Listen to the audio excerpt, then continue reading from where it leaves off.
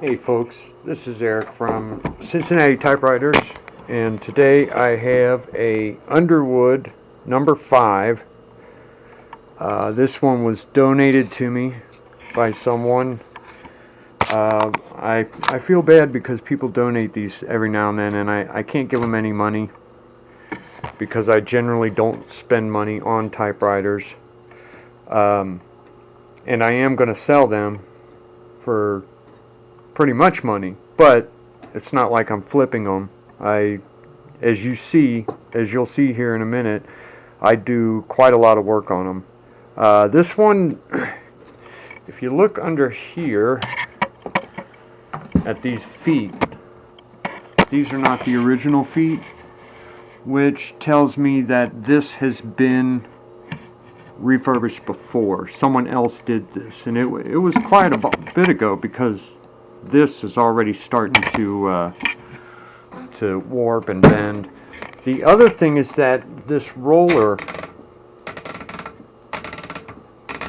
while it looks pretty old and it has some weird dry spots on it, it's not warped. You don't see any flat spots, and you don't, right here, if we watch this roll, you don't see any flat spots on that. Same way with this one. This one's not even rolling for me. But the Underwoods especially, but all typewriters, but more Underwoods more than other ones. When these are stored, usually they're stored in someone's attic with no climate control, and these rollers and the ones underneath here get flat spots in them, and this doesn't have a flat spot. So I could say this was probably refurbished at one point, and either someone put new rollers on it, or someone did some kind of work to keep them from getting flat spots.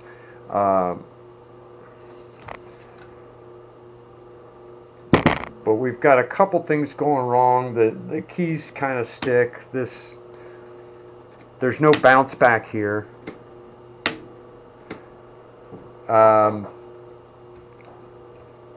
Somebody tried to put in new, like this. I can't even get this one to go all the way. There it goes. Somebody tried to put a new ribbon on this. I don't know what they thought that would do, but this, sorry. This is, we're going to change all this.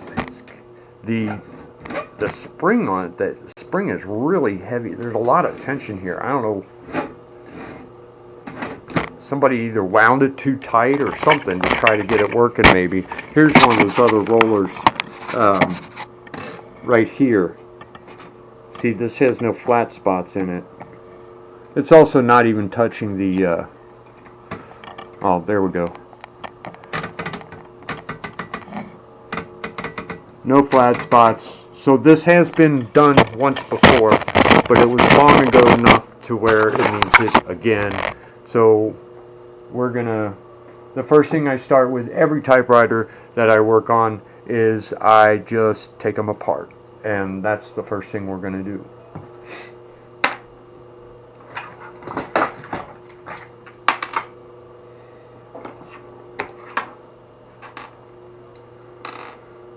Probably use this one. Start by taking the whole carriage off.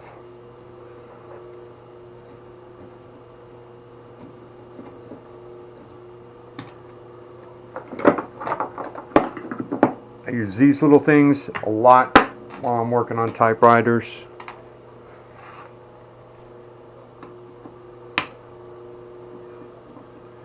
You notice on these, the two screws are different. Let's see if I can.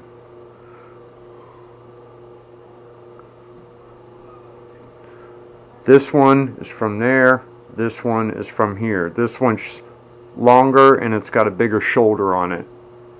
That is because of this guy here, which it actually screws into. Now we've got that out of the way.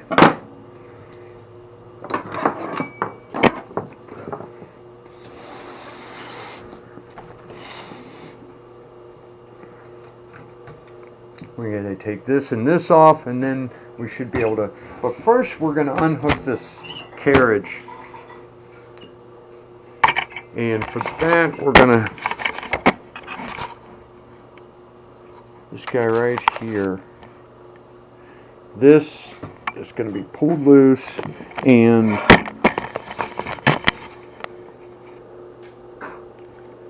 can't really see that real well, can you?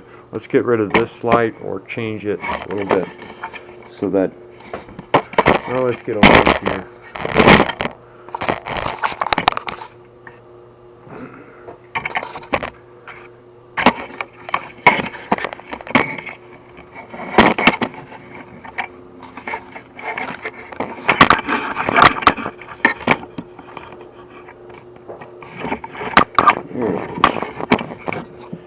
Can't get this camera to stay where I want it. Here's what I'll do.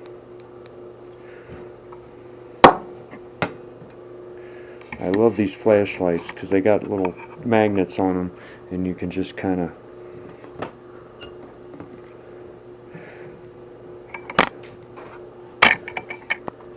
sometimes it's better to use a hook.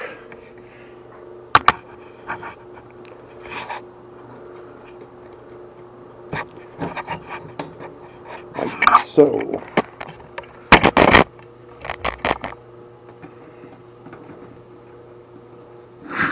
and there's our draw strap. I have lost my hook.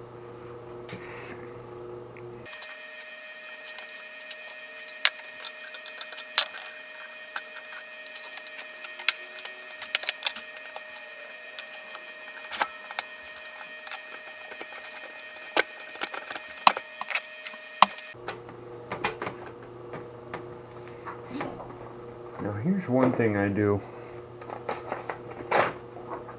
when I'm working on these typewriters. I take all the screws and pieces of what I just took apart there. For example, in this case it's the carriage. And I fold them up in a piece of paper and I label it.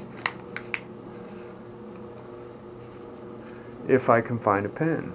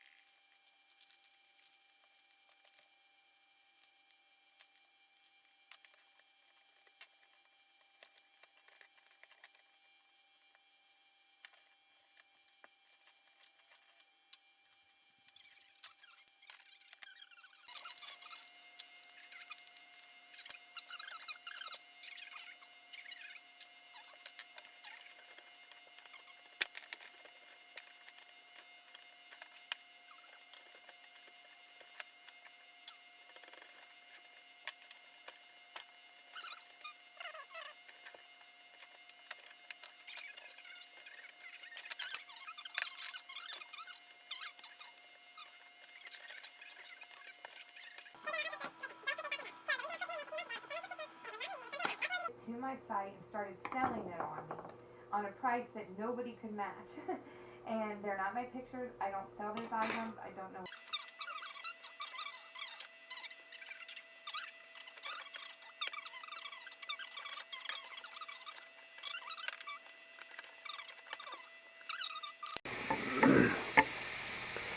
So what we're going to do now is kind of get some of the old dirt out of there. We start with this, which is mineral spirits. Spray it down and then move it back and forth, whatever mechanism we're talking about. We're going to go with each one, and then we're going to go down in there and move each key.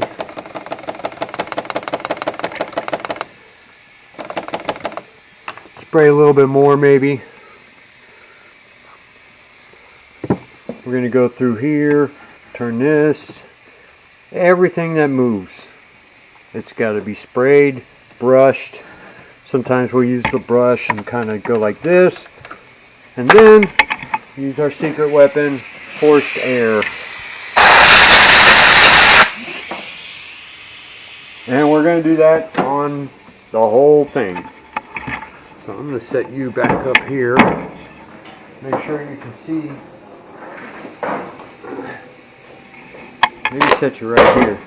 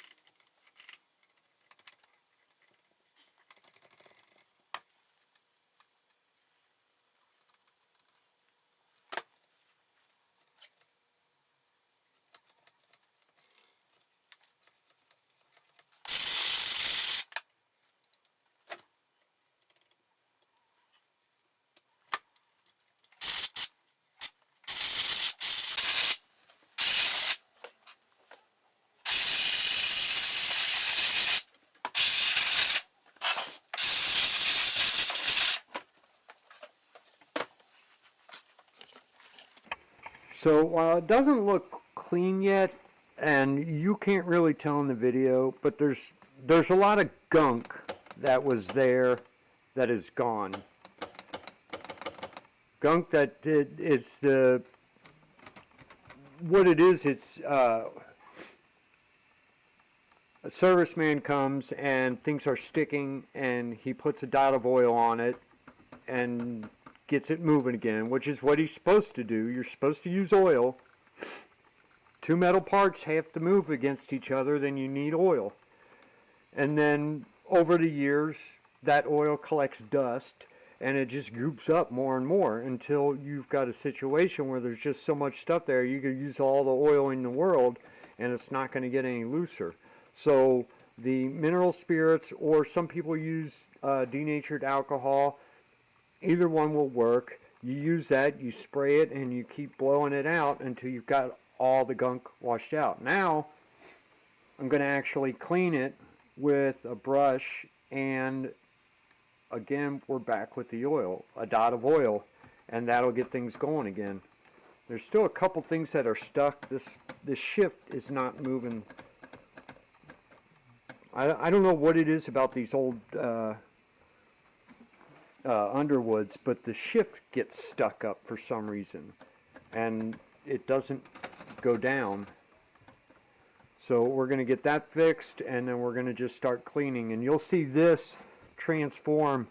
You can see how dark and yucky it is now, but they all move. They all move real well. But soon, not only are they going to move real well, you're going to see this get all cleaned up. Alright, we're back in the shop, and you got to start somewhere. I always start with these, and then I work my way back. Mainly because you can see it getting cleaner and nicer and shinier, but you got to go through each section of this, and every little point that moves, that needs oil and cleaning and oil and cleaning. But I always start with this. And I start with just putting a line of oil along these.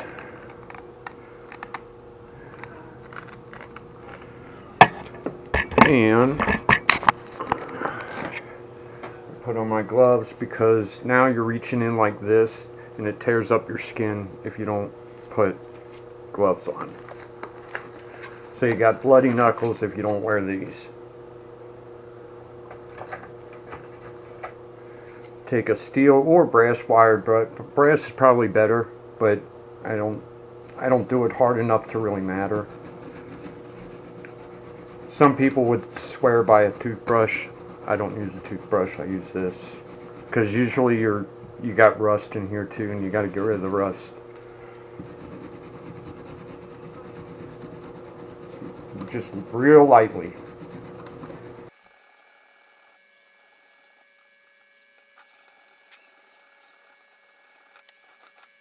And now, if we take one of our towels, which I got these from Amazon.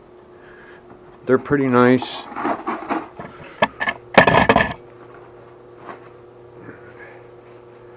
These towels they're not paper.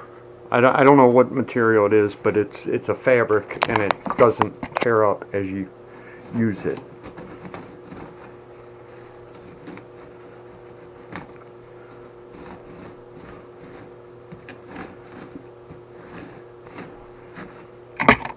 Here we see the first little bit of shine, and it starts to look nice.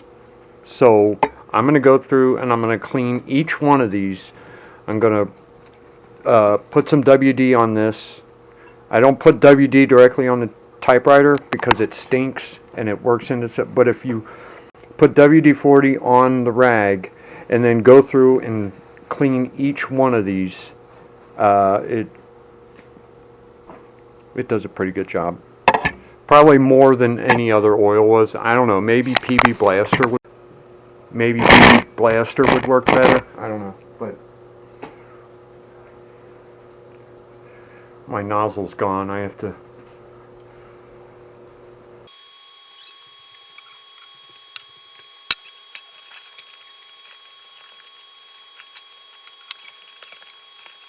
Now you can see how this looks very different from this. I'll try to pull two of them up together. You see the difference? So I go through each and every one of these and do that.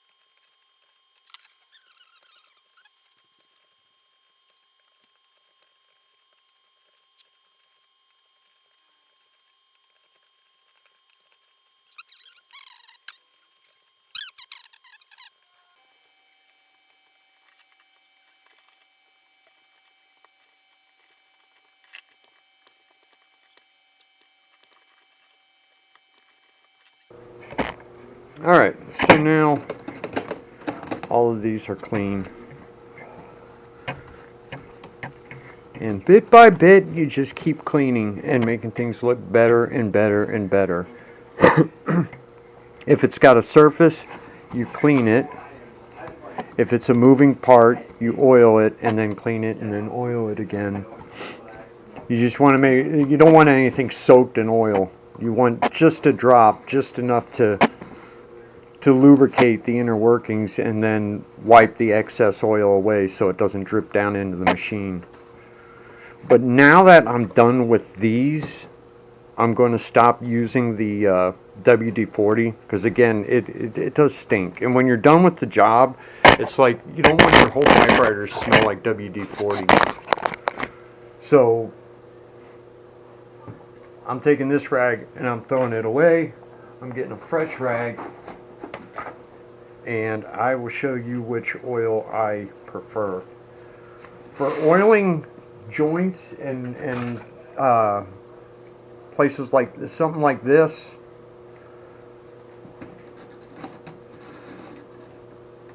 I'm using Hops gun oil, and I put it in one of these to make it easier to use. But for surfaces, if I can find it here, I use this stuff.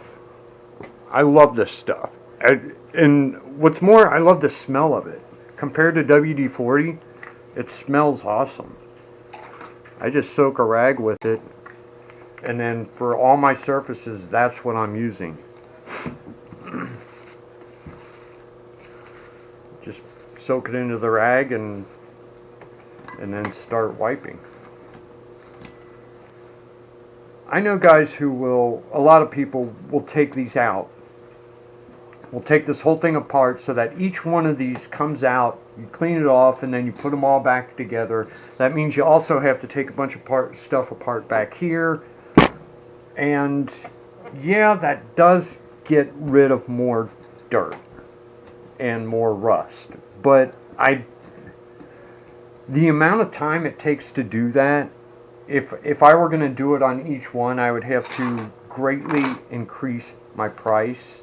Because I can't spend 80 hours on each typewriter. I have to get it done in a certain amount of time to make it worth it. And the amount of dirt that's left over when we do it the way I'm doing it, it's really not that big of a difference. There's not a whole lot more dirt here than there would be if I had taken this entire thing apart and cleaned each piece separately. And you're right, that does get it cleaner. But it makes it not worth doing it.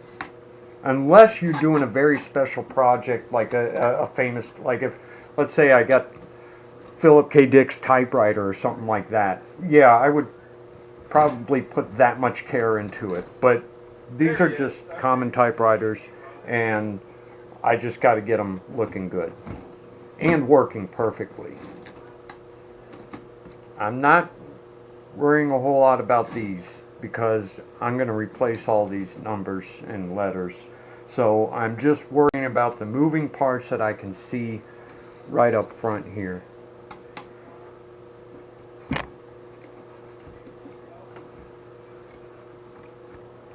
And the bigger surfaces that I can see. This, obviously, this gets cruddy. And you gotta, these are the tabs. I don't even know what you call these, but they slide along here, but they weren't sliding when I first started. They were all stuck. I got them all just loosened enough, but now I'm going to clean this so it makes it so they'll move nice and smooth. Also, see this guy? I don't know if you can see this, but this is kind of coming apart, and I think I might glue this down. I'm not sure yet. Right now I'm just cleaning. Just makes it look a little bit better. And then as we start going after each individual part, easier to see what's been done and what hasn't been done if you start by just cleaning. And again, no paper towel would ever stand up to what I'm doing with this, but you can see I'm cleaning all these metal parts and you hardly see any holes in this thing. These towels are awesome.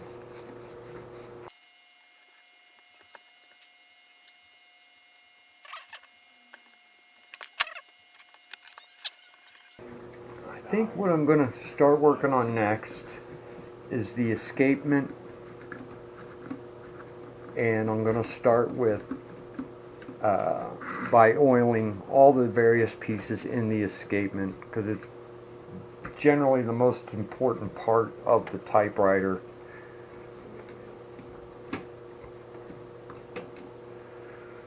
Alright. Okay, I've got my glasses now, so I can see what the heck I'm doing. Adjust my light. And we go to each moving part and we put a drop of oil.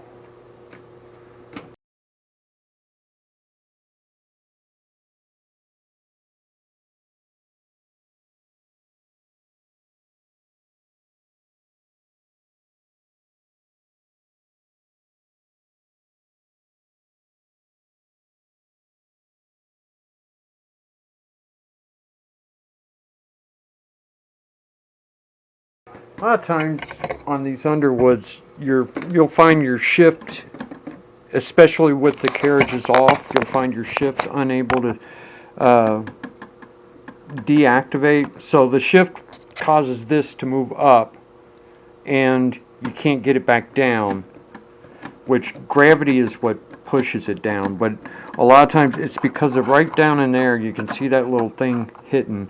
And if I take something and move that over, suddenly it will move down.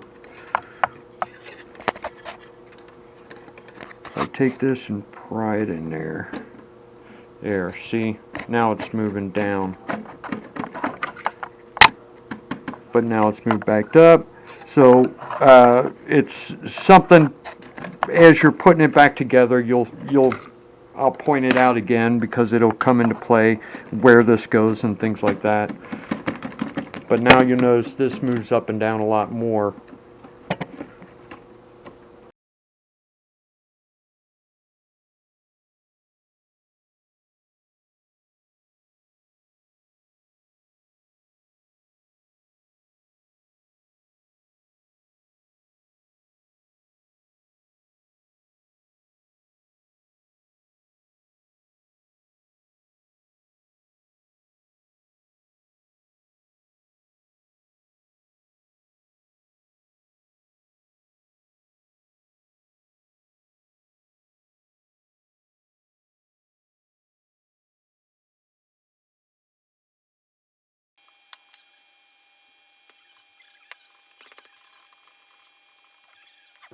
So each one of these keys, when I press it, a number of things happen.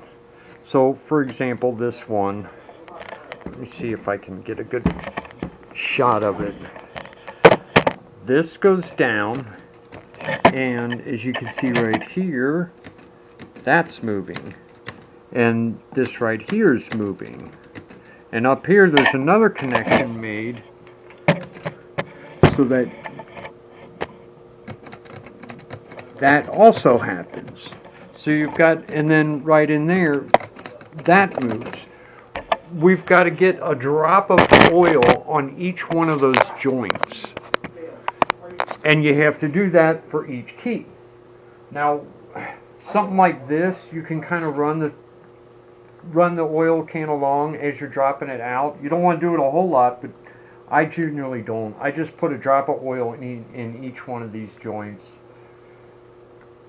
I'll do about, 6 or 7 of them, and then kind of go like this, just to move them a little bit. Later on, I'll do each one more individually, but right now I'm just a drop so that it wears in there. If it's a very old machine and if there's something like rust involved, what I might do is after I've done the oil, maybe I put even more than a drop. take it back out to the other part of my shop where the air is, and I would go ahead and spray more mineral spirits or alcohol, whichever one you use, and blow all the oil out, because if there's a lot of dirt, then you need to do it sometimes 2 or 3 times before you really get it clean, because you want a tiny bit of oil, but you also want it to be clean oil. You don't want it mixed with rust and dirt and whatever else is in there. And if you've got to do it more than once, then you got to do it more than once. I don't think it's going to be necessary with this one, because like I said, this was already done at one time before me, probably 10-15 years ago. Judging by the way these feet are warped, they were replaced and now they're warped again, so somebody did it before me. So now that we've put my oil in here, I'm going to go down to each one of these joints and put 1 drop here. Get a better light. 1 drop inside there. Where was I? 1 drop down here. And if I need to, there's another spot back behind here where these joints are. So we go with Q. 1 joint at a time.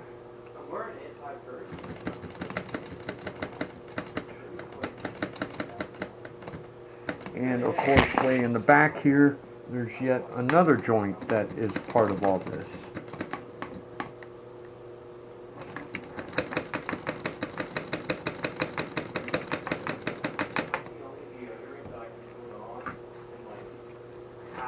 Again, all of these other joints, if it's old enough and if there's enough rust and dirt, you might have to do all of this, spray it all down with alcohol, and then blow it all out, and then do it one more time. I'm not going to do that this time. So that was Q. Now we'll do A, because it's next in line.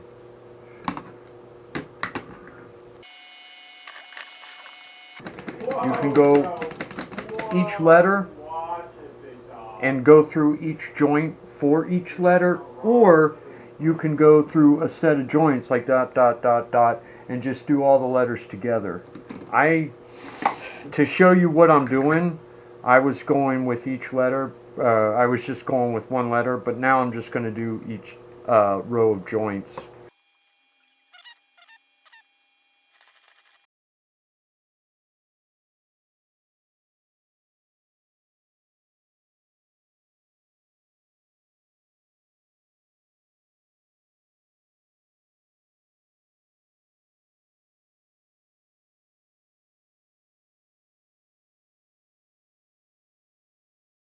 Okay, so now every single joint has at least 1 drop of oil on it, so we can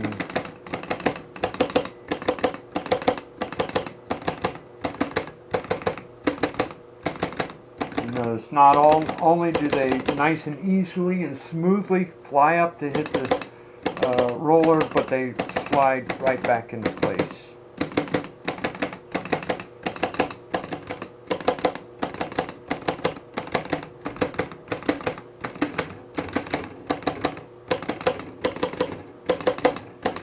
One of them doesn't, then we have to look at it, but they all do. Man, this looks so much better than it did 2 hours ago.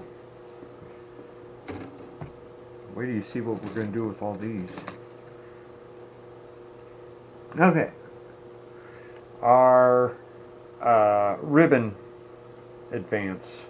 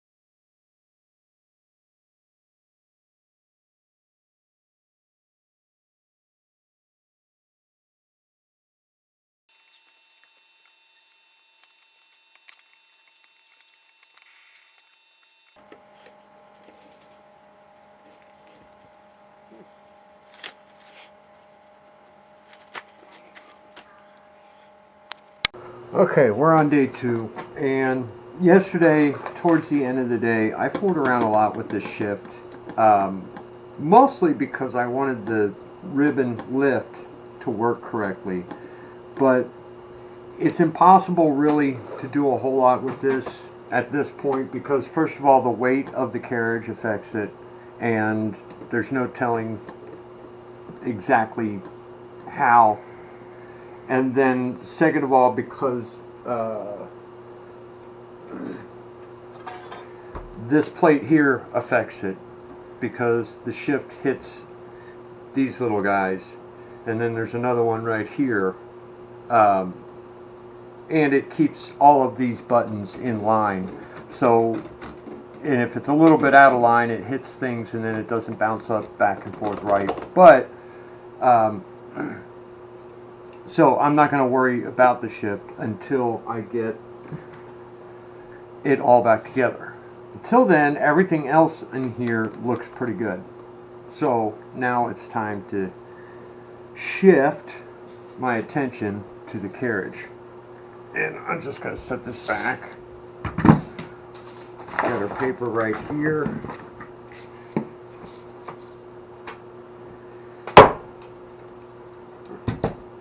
We could take this off. It doesn't need to be on here. We'll take it off and we'll clean it later. Meanwhile, we're going to take the roller out, or the Platen out, and see how it looks under there.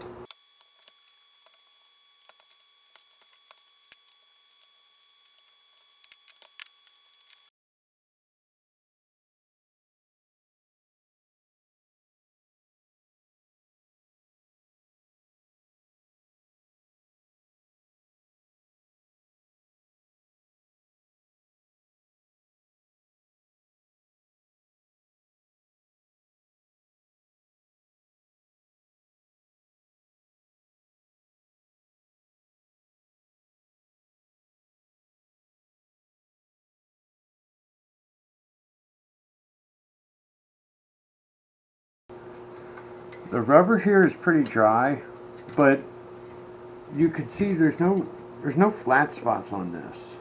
I don't think I'm going to replace this. I don't know if these are the original. Like I said before, probably not, because this has been refurbished once. Although then again, this looks awful rusty.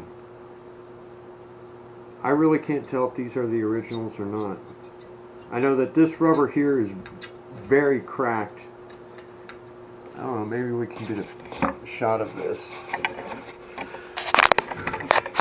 of how old this rubber is.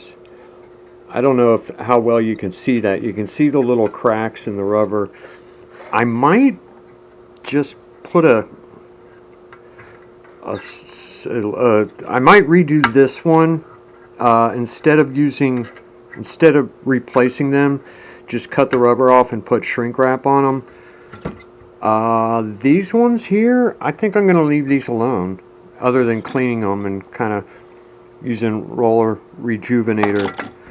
But this really isn't in that bad shape.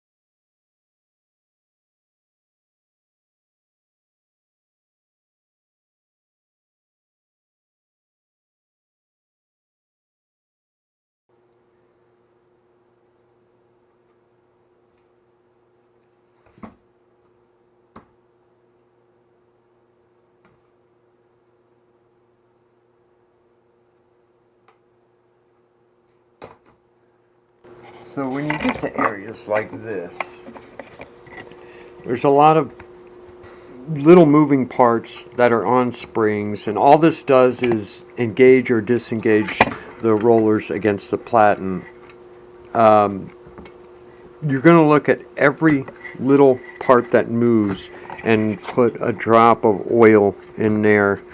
And then if you think so, like this, I do think so, we're actually going to, after we put the oil in, let it soak for a little while. Then we're going to go out to the other shop and squirt it down with alcohol, blow it out and clean it one more time, and then come back in and use the oil again.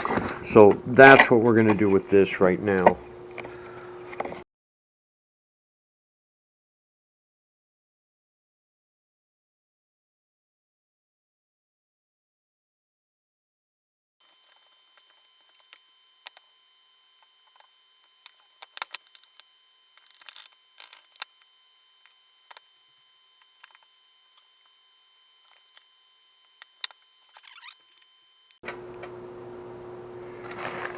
Okay, we're back.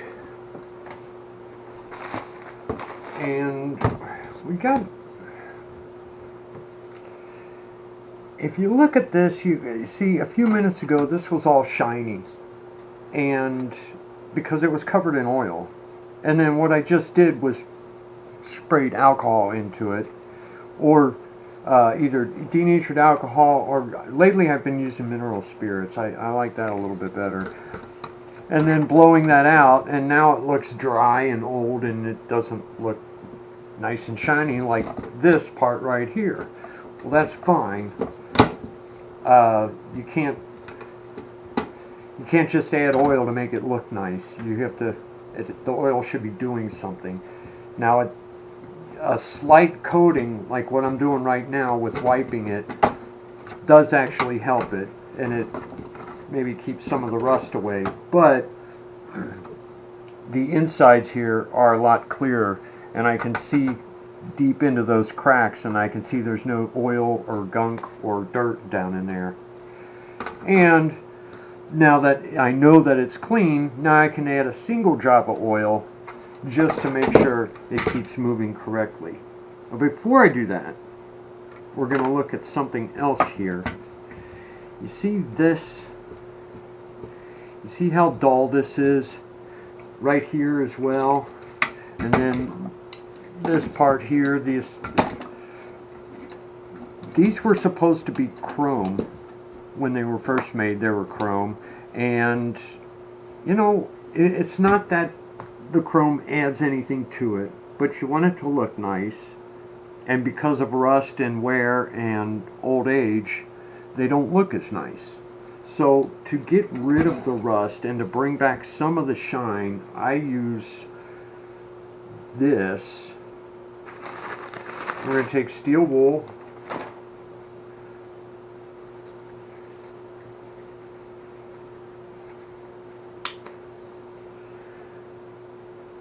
put some of that on there,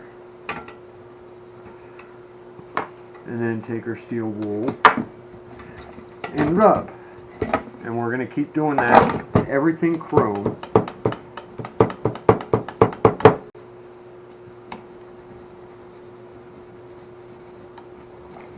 Just try to make the outside parts, the part that people see when you got it sitting on the shelf. There's certain, actually, I'm going to take this off so I can get at this better. You want people to be impressed, and chrome impresses. And it's okay if it looks old because it's an antique, so all the chrome doesn't have to be shiny, but the more that is shiny, the better. And if you have it apart like this, there's no reason not to put in a little bit more time to make these parts look as good as you can make them look. Parts like this, you know, the paint is half scratched off. The most we can do is get rid of the rust. The problem is if you rub too hard on that area, then it wears some of the paint away too, so you just be careful and make it look as good as you can. At least that's what I do. Some people might not do it that way. Some people might rather just leave everything as it was and just wipe it off and wipe some of the rust off. I'll scrape away some of the paint just to make it look better.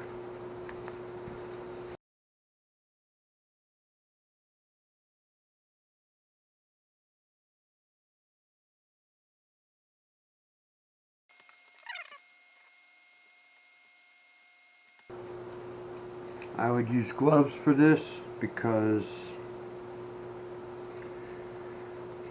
these little steel fibers will get right into your skin and you'll have steel splinters all over your skin.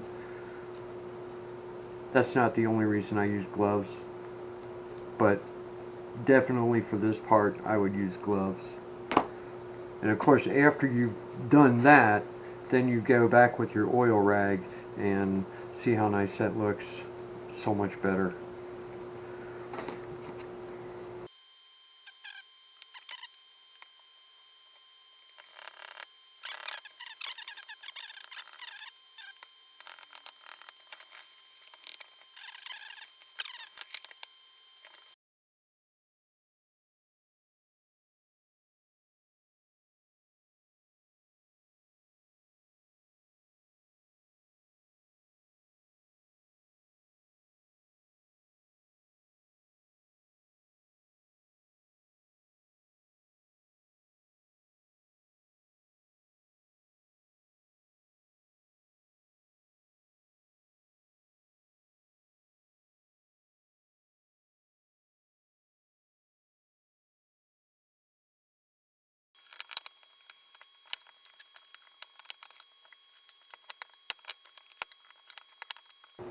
Again, you could get more into here.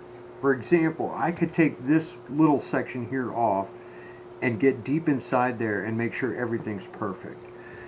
For that level of attention, then it better be a damn important typewriter.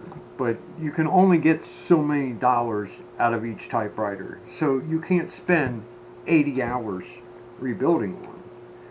You get what you can, and if it's if you'd have to get that far because there's that much dirt, then I would say pass on that one, and you know, otherwise you'll get one typewriter done per year, if that. Again, if this was Philip K. Dick's original typewriter, I'd do it in a heartbeat, but it's not. It's just a typewriter that somebody donated, and they didn't even care enough about it to keep it themselves, so there's no intrinsic value to that other than what the typewriter is worth once it's been refurbished. So you got to be careful about your time, because when you get obsessive about getting dirt, it could turn the whole process into something that's not even fun, you know. I guess when you're done, you've spent 2 years on a single machine, and then you're finished and it's all perfectly clean. Okay, that's great, but you're not going to be able to sell that for anything.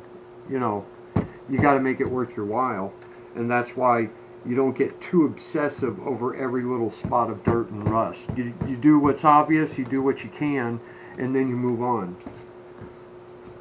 Now, mechanically, on the other hand, I do obsess over. Everything has to work mechanically before I'm going to let a machine go. If it doesn't work mechanically, then either it gets fixed or it gets thrown out. Because, again, these are not famous typewriters from famous people. They're just typewriters.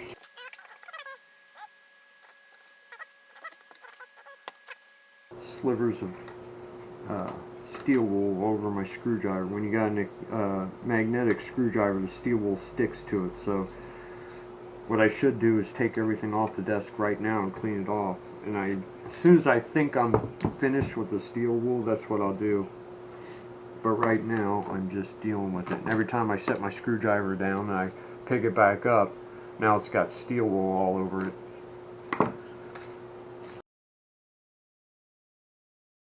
Drop a lot of screws when you do this stuff, and especially me, first of all because I'm just clumsy, but also if you can see my hands shake continuously. Doesn't matter, no, I'm not on drugs or anything, my hands just shake a lot. It's terrible for a technician. It's like a surgeon's hand shaking. You wouldn't want a surgeon working on you if his hands were like this. But nobody's going to die if I screw up. And you learn little tricks. Notice my hand is always against the desk before I try to put the screw in. Even then, on bad days, even then I have a hard time. Sometimes I get so shaken I can't even freaking shave. But you know, you get the work, you get it done. Just makes things harder. That's all. Everything makes things harder, and you deal with it. There's no use complaining about it.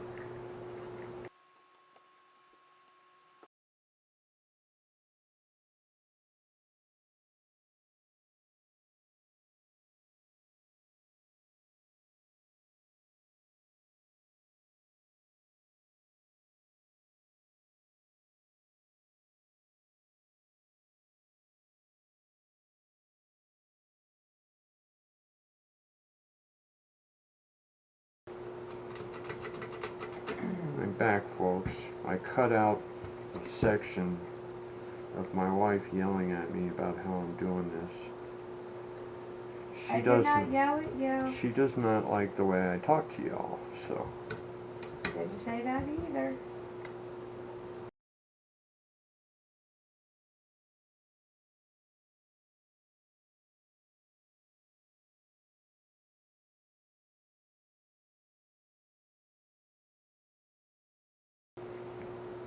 Actually does kind of show up in your finished product, and so I'm going to use my magic rust and brilliantizer and rub this down and that right here, because I mean in the end it actually makes it look a whole lot more attractive.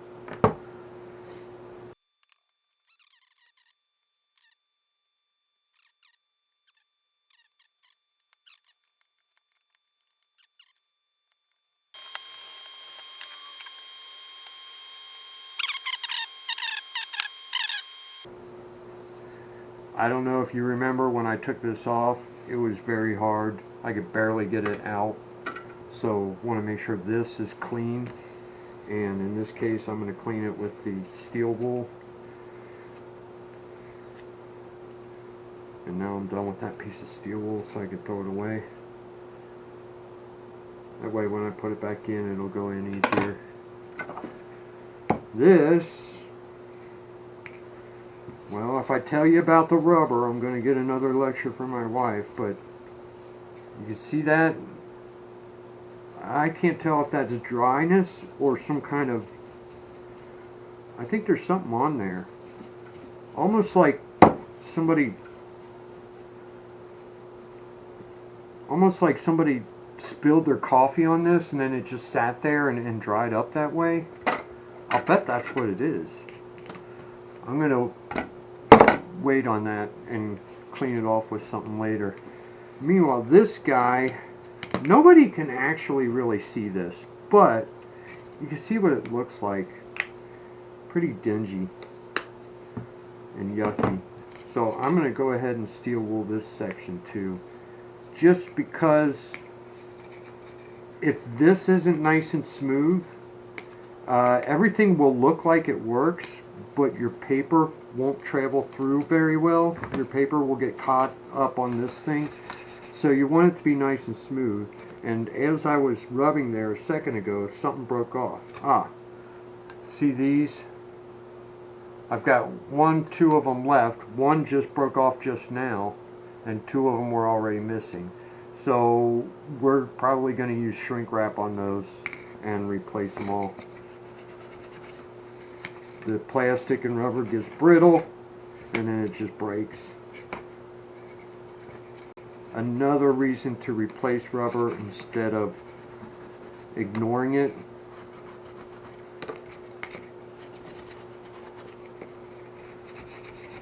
But in this case, it will affect the machine a lot more than an old roller.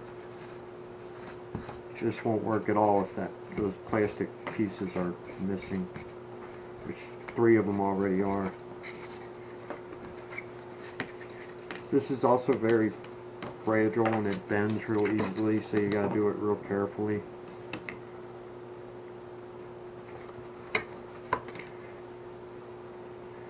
think I'm done with this rag too. Matter of fact,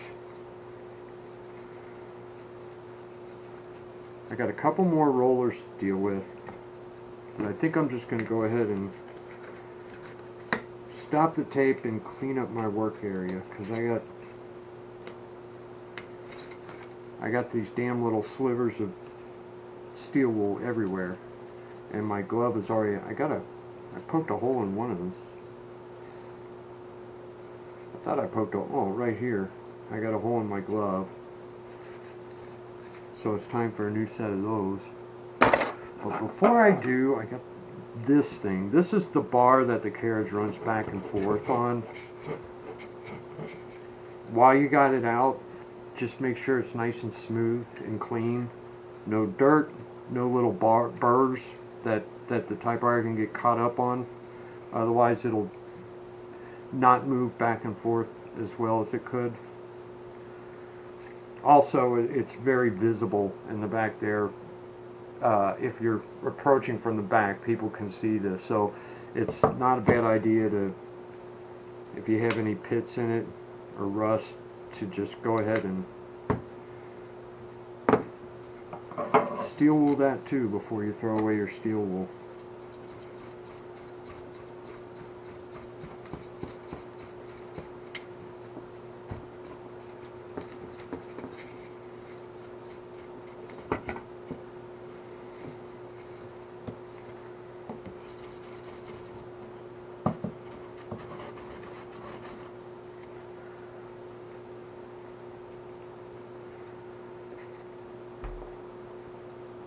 Looks like somebody's done this before. These are weird scratch marks in here. There's kind of a weird pattern, like somebody used a machine to clean this at one point. I've never seen anything like that. You see all kinds of things on these typewriters. Just evidence of what somebody did when they were trying to fix something.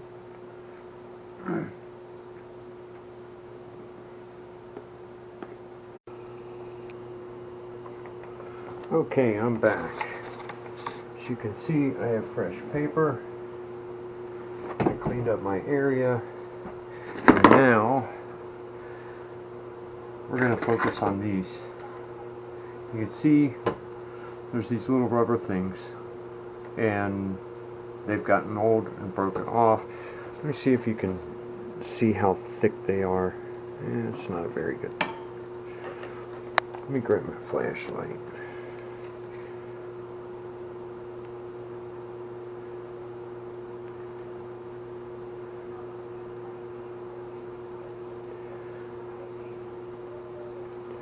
So I have two of them on here, so I can see what it's supposed to look like, and we'll see if we can't make something look like that using good old shrink wrap, shrink tubing, whatever you want to call it.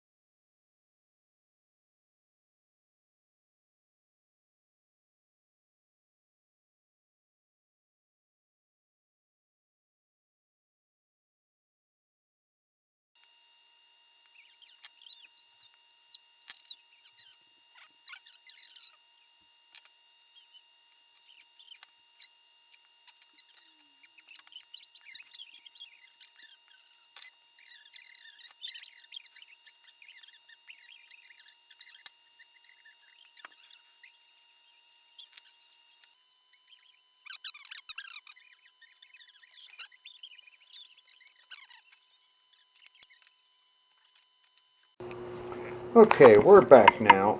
My grandson had come in and I had to talk to him instead of talking to you. He came in while I was doing this, so I couldn't, there's a couple things I wanted to comment on but didn't. And now I've lost my glasses. Where's my glasses? Do you see them? You see them anywhere? I have found my glasses. So, I've got this done, I think, good enough. I'm going to leave these two old ones on here and then try this out. I'll see what happens. If I'm not happy with it, I'll take it back apart and redo all of them. But I'd rather leave original ones on there for now. I might end up just taking them all off and doing them all, but we'll see what happens. Before I go further, this I don't know if you could see this earlier, but it just, let me find the spots right there. It looks, there's something weird there. Let me see if I can get this get the light on this better. Do you see right in here, there's some, it looks like, it honestly does look like dried coffee or something. So I'm going to get a fresh towel. I'm just going to use Windex at first. And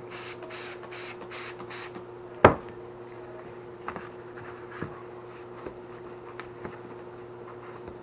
going to start with Windex.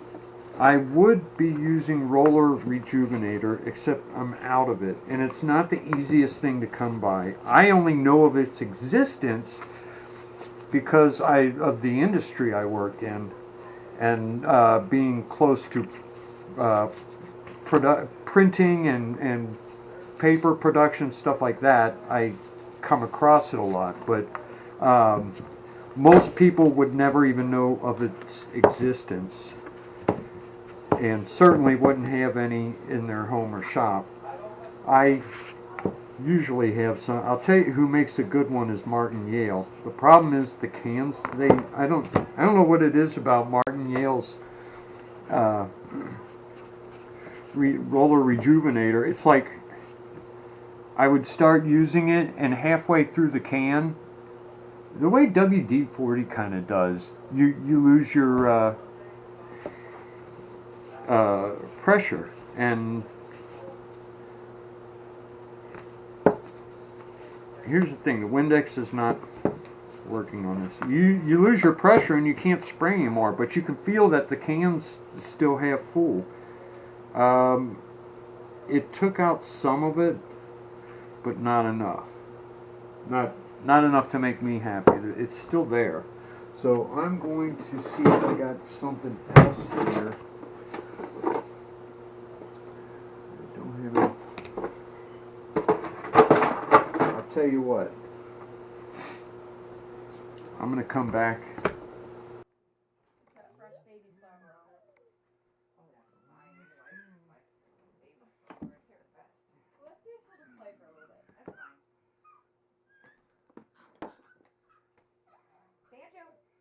You're getting got.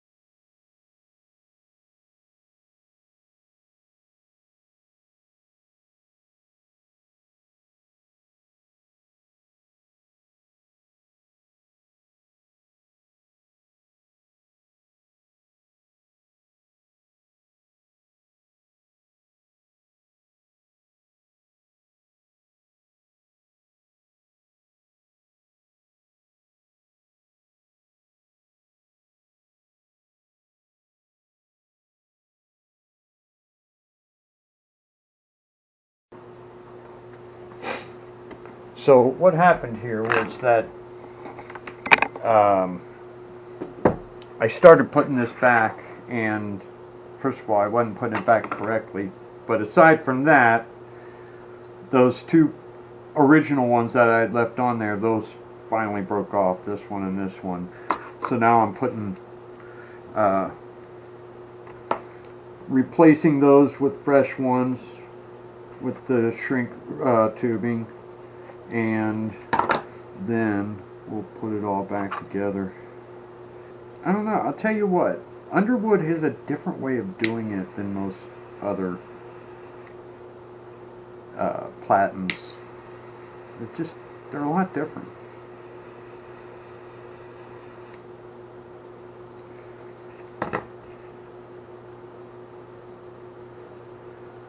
And the Underwood 5 specifically, I don't care for the way, they had a lot to improve on. So when you get above 5, well, maybe you're, maybe a few models after that. The Underwood Standard is a really good machine, but the Underwood 5s and those earlier ones, this whole thing, this is just a pain. This is just an invitation for trouble. But, I mean, they worked, and if you can get them working again, they do make good machines, and they're, aside from everything else, they're very attractive. They look antique, and they got almost a steampunk style to them that a lot of people like. But mechanically, a lot could be improved on these things.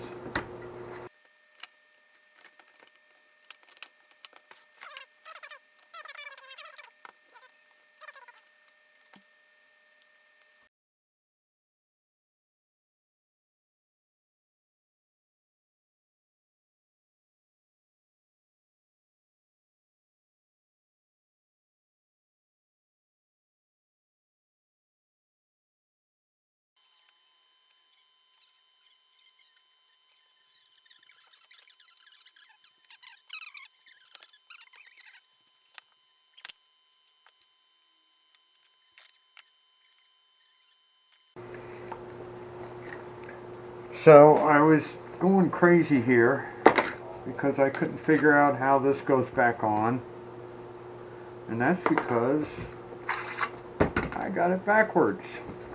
It's like so.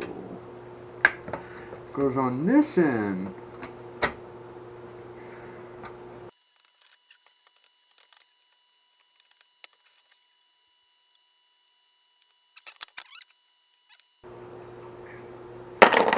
I apologize for the smoke that's going to be blowing everywhere. I don't know what to say, folks. I smoke. I like smoking, alright?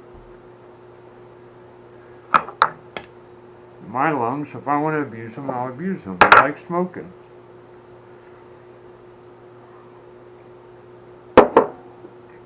I like smoking, and I like drinking coffee. And I like working on typewriters. So I'm going to have a video of me doing all three.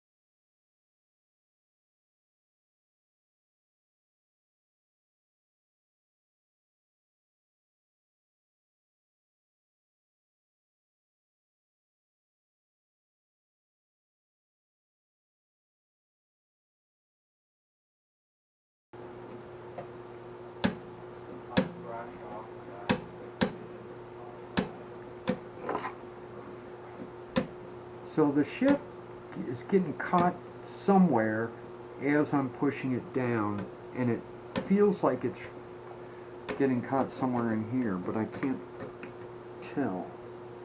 I don't.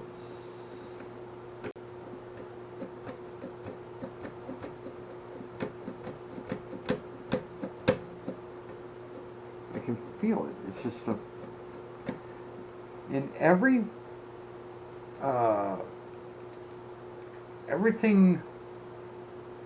every Underwood that I've done that is earlier than 1930, say, always has a problem with the shift until I loosen it up. And I could never, sometimes it just unsticks and that's good, but this time I can feel it's still sticking on something. I don't even know, I don't know what it's sticking on. Could it be this mechanism here not moving properly?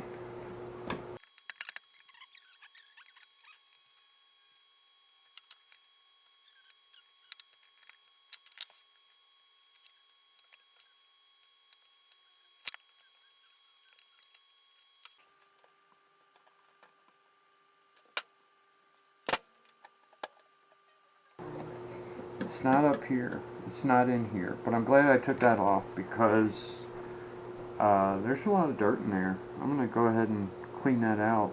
Meanwhile, I'm going to figure out what else is sticking, and I'll stop recording for a little while and come back when I got the problem fixed. So I played around with this a little bit more, and I'll tell you what it is. It's right down in here.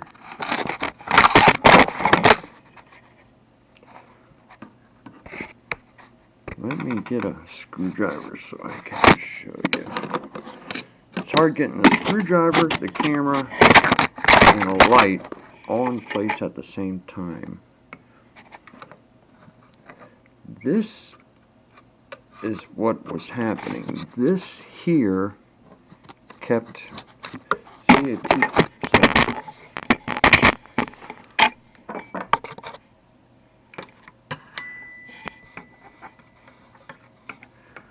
try this again. This here kept being loose from this here. And when that happens, suddenly it won't shift anymore. But I think I've got it. I think the metal, some metal parts that just were kind of not in very good spots. I had to just kind of bend the metal a little bit to stay in place. But now the shift is working the way it should. Kinda. We still got some problems over here, but that's because of all the pieces not being in place yet.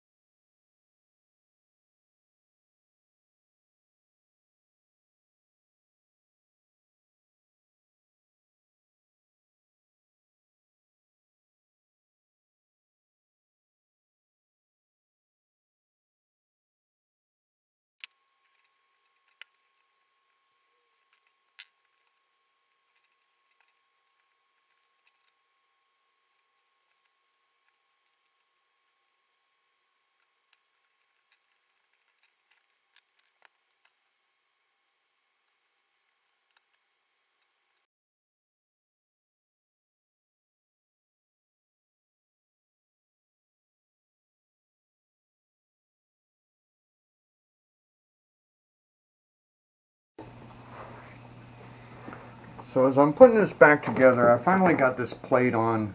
This plate was a BI. Now I'm working on the shift lock mechanism, but I'm looking at these feet. Look, you can go online and find all kinds of places that sell feet for the various Underwood models, and some of them claim to be, they're all recreations. You're not going to find the actual Underwood feet. I'm pretty sure this is not what this is not the original. It can't be the original because the originals are always squished. And my problem is that I want it to be as close to the original as possible. And whenever I found Underwood 5s, the feet are always smushed in, but they're always real big. They're not like this. You can buy these everywhere, but you can't buy the bigger one. I did see one place that had them. They're a little bit bigger, made of rubber. This is what I can't remember which model I got this off of. It was a couple models after the 5, and it was in really good shape. They've got these little metal caps that go here, and then it goes like that. So there's these giant feet on this. It sticks out way past here. I'm not 100% sure this is what was original, but I think it was. I don't think the original ones look anything like these. And so I did find these online, and I printed these, but this still is not this. So, and I don't have the original metal caps, and it's possible that the 4s never did have those caps. It's possible that came later.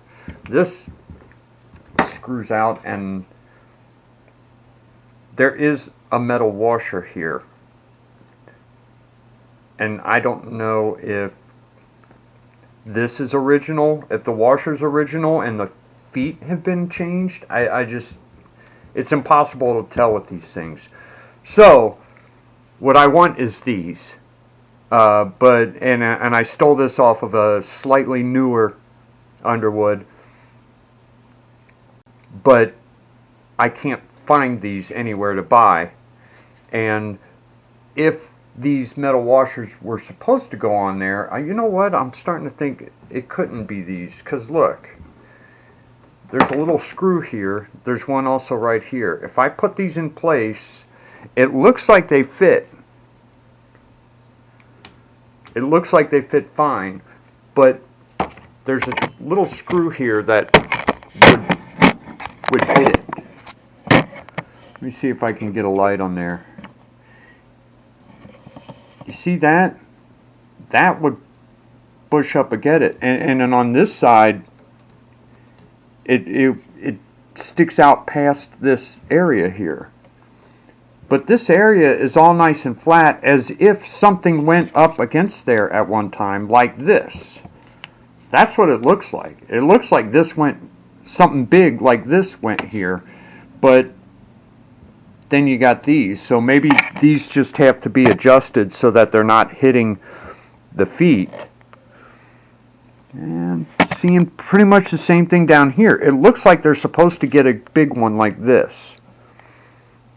Then again, it doesn't look like that. So what I'm going to do is I'm going to get on my computer and create one of these that I can print myself. I printed these. I downloaded this off Thingiverse. And again, if you look online, you find a bunch of different ones that people are printing, and a lot of times what I do is I just get some rubber feet for $1 off of Amazon, and I just put my own rubber feet on there. But this being an Underwood 5, something before 1930, I'd like to get it as original as possible. So I'm going to print out these feet and see how they look then. I also noticed there's a little washer here. You see the extension?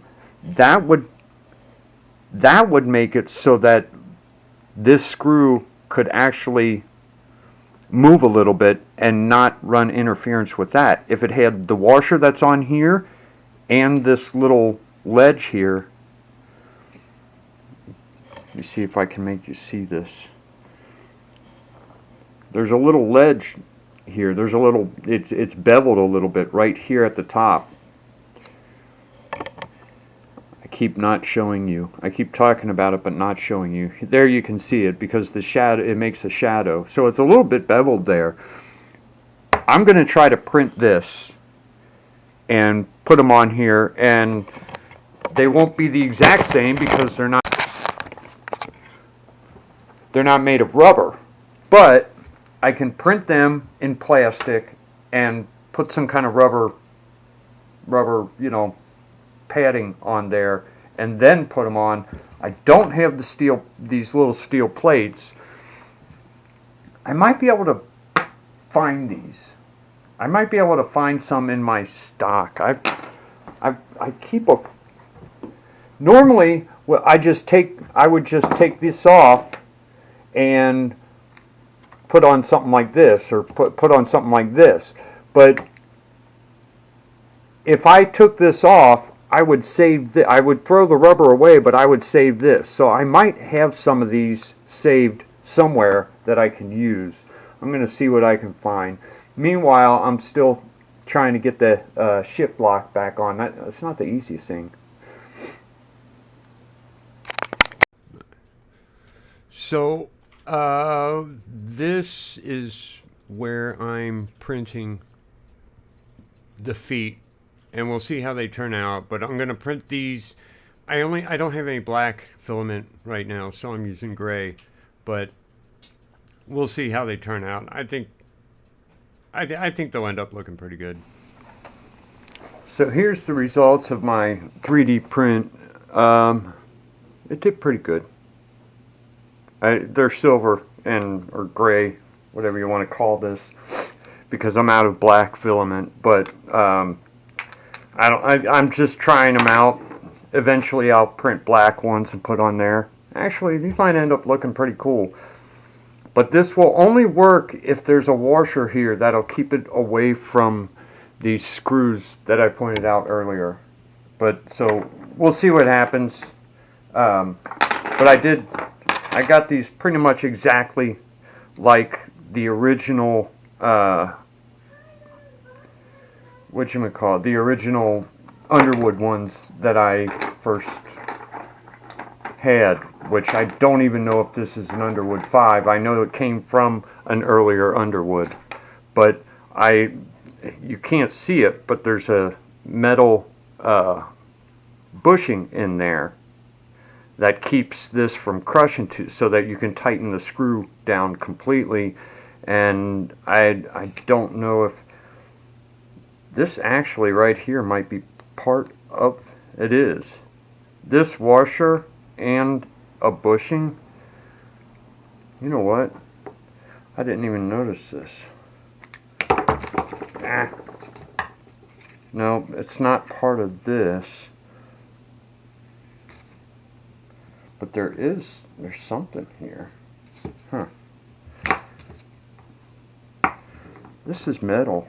No, it's not. It's some kind of plastic. Or some kind of different rubber. But this is also this little bushing in here. So I don't have that printed, but I might not need it. We'll find out. Right now, believe it or not, I'm still wrestling with the damn caps lock, or shift lock. So we'll get that done first.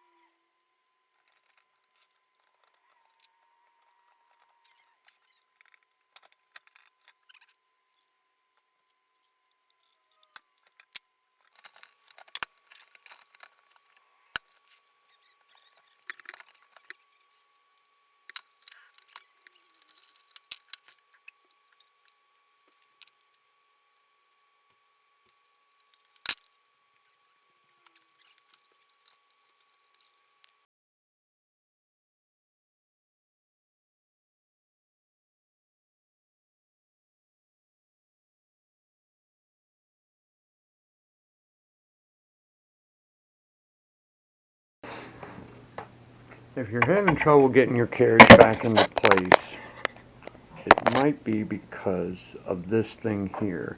When this knob is on, it pushes against this, so that this cannot slide into place like that. If it can't slide into place, then you can't get the carriage back on.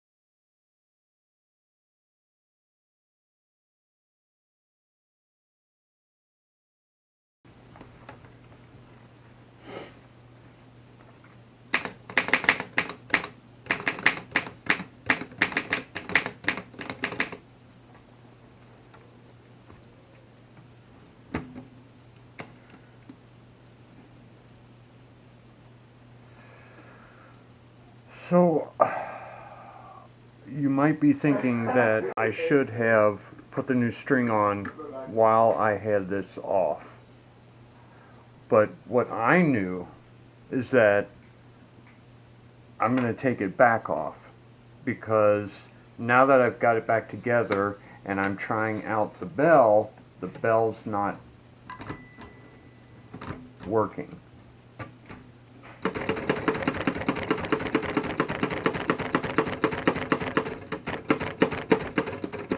So, in order to fix that, I have to get under this. Right here is where that's where it should be ringing the bell, and it's not ringing the bell. So I'm going to figure that out, which means I'm taking this at least partially back off. And when I do that, I will put the new drawband or drawstring, whatever you want to call it, back on. The new one. I'm not putting this back on.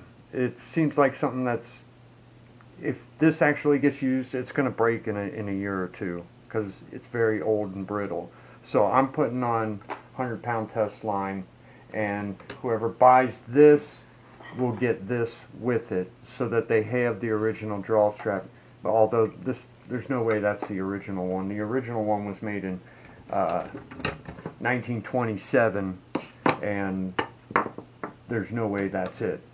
But they'll at least have an official Underwood drawband. Meanwhile, let's figure out why the bell is not chiming. Also, while I've got this off, I'm going to go ahead and clean my other miscellaneous stuff that didn't get done before.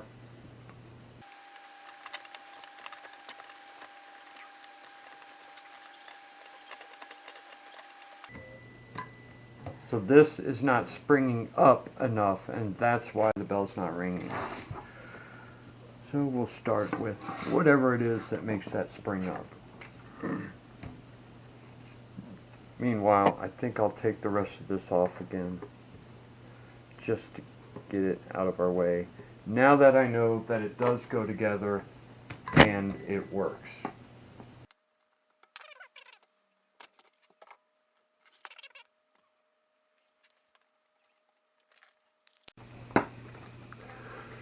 So this is what I've got. I've got a washer here to act as that spacer I had talked about.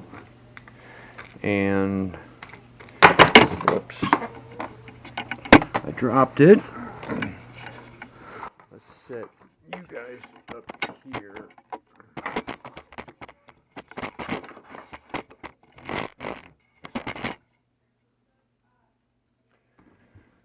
I apologize.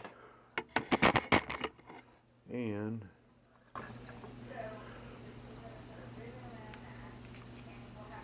see how it works.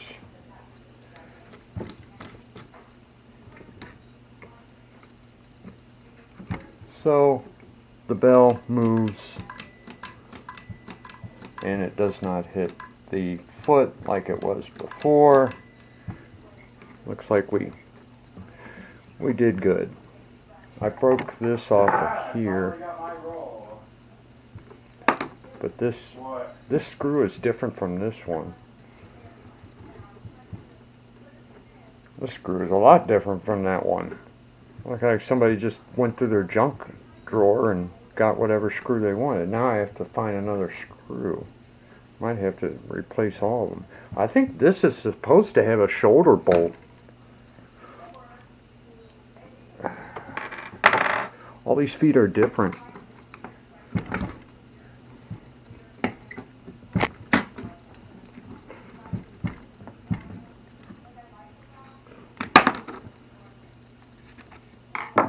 It's just stuck on there.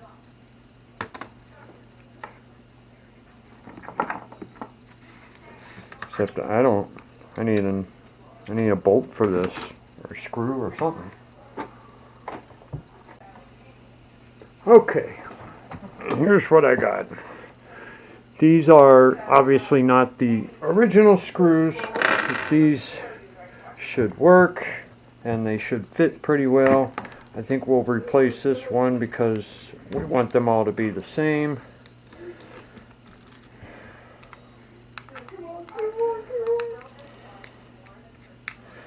I made the holes on these feet a little bit small so they actually screw in instead of sliding in. I don't think it's that big a deal.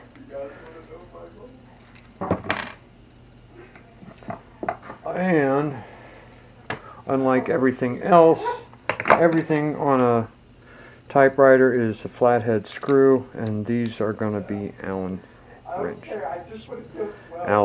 hex head screws. By doing what I just did, but I'm going to continue to do it. Did he die? Did 12 die? Again, I'm probably going to replace these with black feet, but I have to set it down and I have to fix the bell, so I'll put these on until then.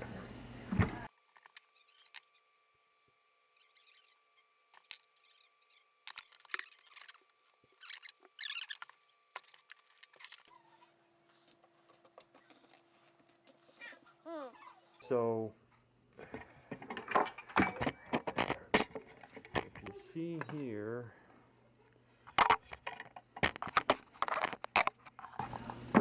you see what happened? Let me get a light on there. You see that foot hit that screw. There's a screw right here and it's hitting that I wonder if I could move this.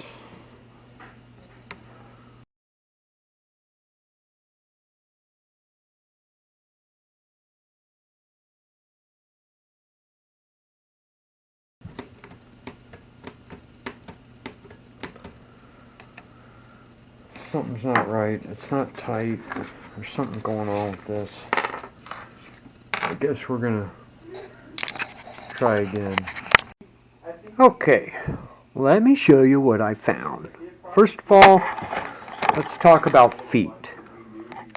As I said, I made these copying them from a very early model Underwood, but not an Underwood 5.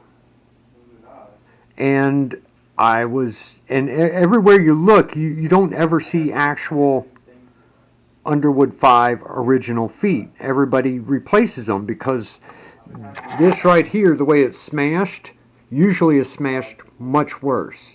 In fact, I remember them being kind of thick, but they might just be thick because when you smash that, like a marshmallow, it blows outward. So, this is another print from someone else. I printed it, but it was designed by someone else, marked as Underwood 5. And if you see here, when I put that on, if if you look right here at this screw, that screw is still able to move. Let me, it's not hitting this when this is on correctly, especially if you have, if you have a single washer on it. So these, on the other hand, it covers it right up, and it covers it right up on this side too. Not quite, actually, this one's not too bad. I actually moved it, but this is generally over here more. Now, as far as these little screws, what they do come in contact with the mechanism that rings the bell, but that's not what they are. And they do have to be set a certain way, which I will. What they do is, when you get to the end of your margin, and then when I try to do this, you see it's not hitting. When I'm not at the end of my margin, and this is popped up, when this is down, it doesn't work. That is because this moves the shaft that does two things. Number one, it rings the bell by hitting another shaft. Number two, it hits.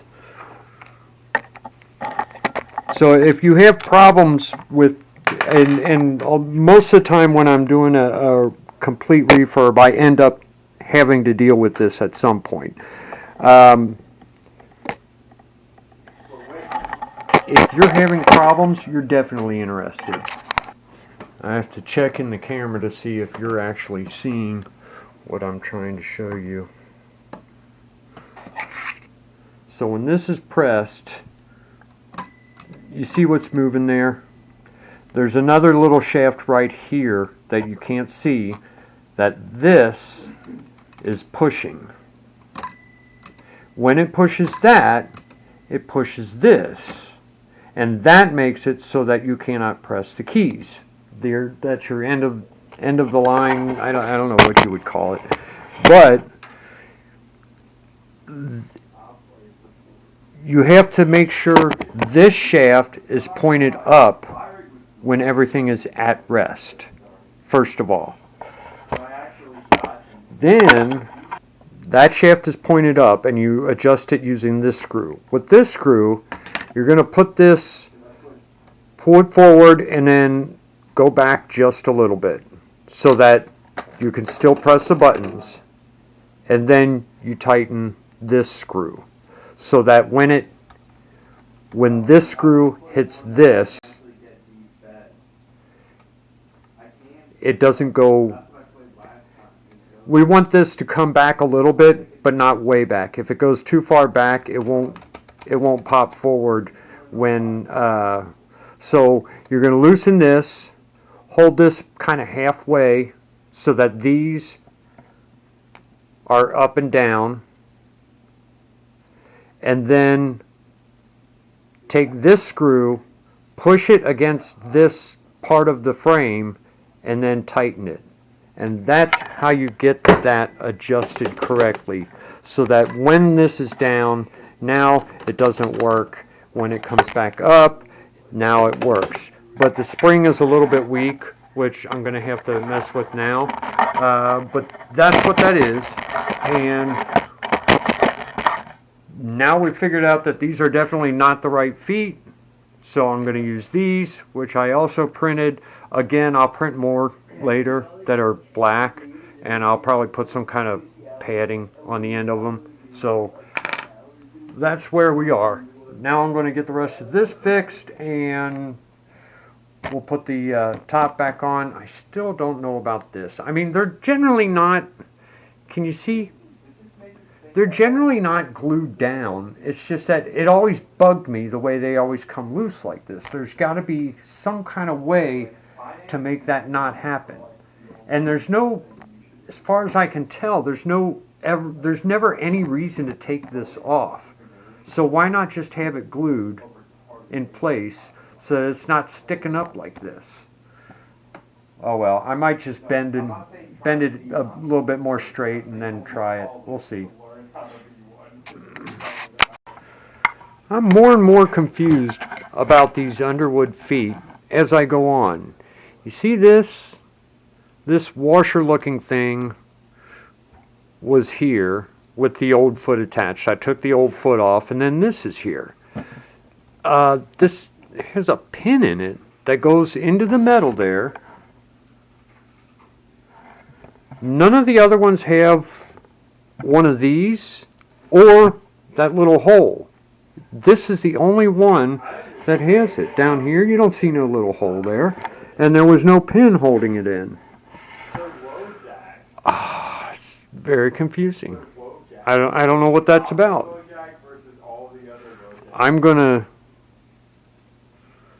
I wonder if this has something to do with leveling it. I don't know. I'm not going to put this back in. I'm going to leave this out for now and just put this foot on the way I did the other. But I just thought that's interesting. I don't put back the original draw strap. I don't see any reason to do that. It's going to break at least sometime in the next couple of years. I mean, it's brittle and old. However, when I refurb a machine, I keep the original draw strap with that machine, and when I sell it, it goes with the sale. But I don't see any reason to put the original draw strap back on where it's just going to break anyway. So what I do is I take this 100-pound test line. It's the fabric kind, not the nylon. And I make a loop on one end. Then I make a loop on the other end.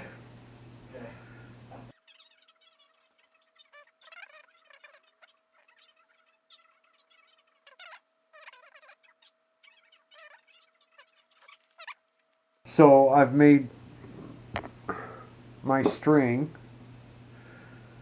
I'm going to attach one end here.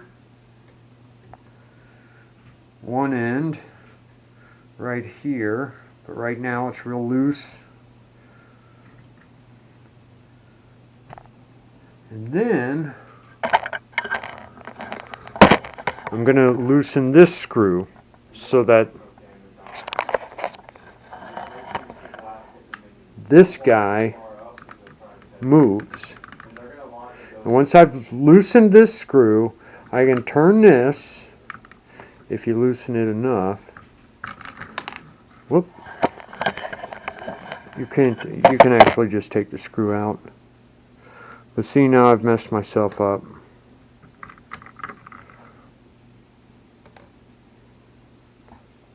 I keep this. It's hard at first because you want to keep it kind of tight. Otherwise, this keeps happening. It keeps popping loose. It gets tangled up in everything.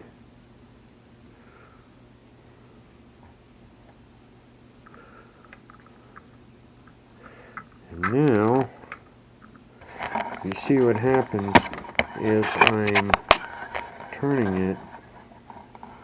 Let's see if I can get you to see this the way I'm seeing it. As I'm turning it, if I let go, this hook grabs it, and I can just turn it and turn it, and now this is nice and tight. The draw strap is nice and tight now. I'm going to give it a few more turns, then I'm going to put my screw back in there and go ahead and tighten it. I don't think, I don't know. I mean, I don't know why you couldn't just leave this off. I guess because when some joker comes along and tightens this super tight, then your carriage won't move back and forth. Of course, you saw when I first started digging into this, I could barely move the carriage back and forth. So, and that was probably Well, this wasn't loose. I don't know why that was, but Slide them on the turret. either way, now I've replaced the drawstring, whatever you want to call it, and I'm ready to put the carriage back on. Man.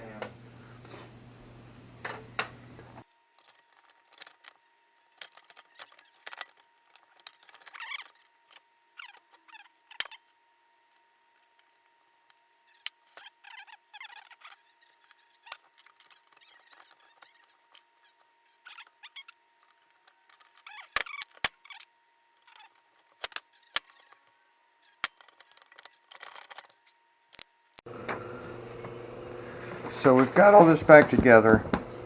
I'm going to put a piece of paper around here.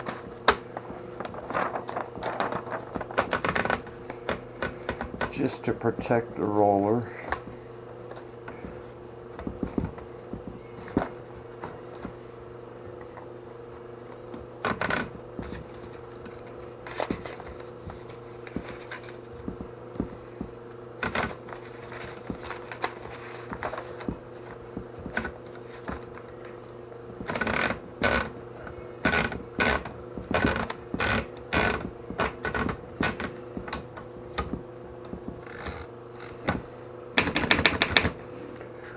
There's something about Underwood. It's the sound they make. It's got that nice hard clap to it, and no other typewriter has that as much as the Underwood. When you're testing the shift versus the non-shift position of the type, you usually I don't even know what manufacturer came up with this, but you use the letter N. And I'll tell you what, I haven't even installed the ribbon yet, but these are perfect. I don't even need to. You can adjust this as part of what you're adjusting for the shift position. If you pull these, let's see, I think if you pull these back, it will shift more. So the shift type will come up if you pull these back, but I don't need to do that. It looks like they're lined up perfectly.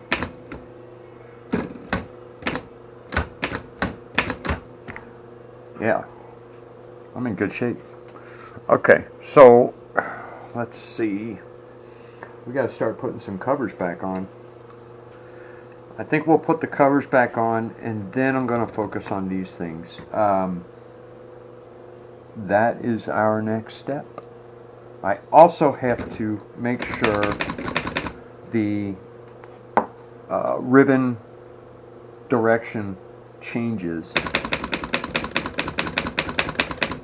So I'm noticing it's not changing direction, but you can't tell without the ribbon in there. The way these springs work, you need the ribbon in there in order to tell. Whereas some, like the Royal, I just flick a switch and it switches. It's a little bit different the way it works with Underwood, at least the Underwood big ones, because the desktop models, because of the way this goofy spring set. I don't like it at all, but I guess it works most of the time. It's just, if you have a problem with it, sometimes you're kind of left guessing. What is it? Is it there's a little spring in there? Is that it? Do I need more tension somewhere, less tension somewhere? Oh well. So let me start on the covers and we'll get that done. And I think I'm going to go ahead and clean this with our magic cleaner and what do you call it? Steel wool. Which means I got to get the old gloves out. I'm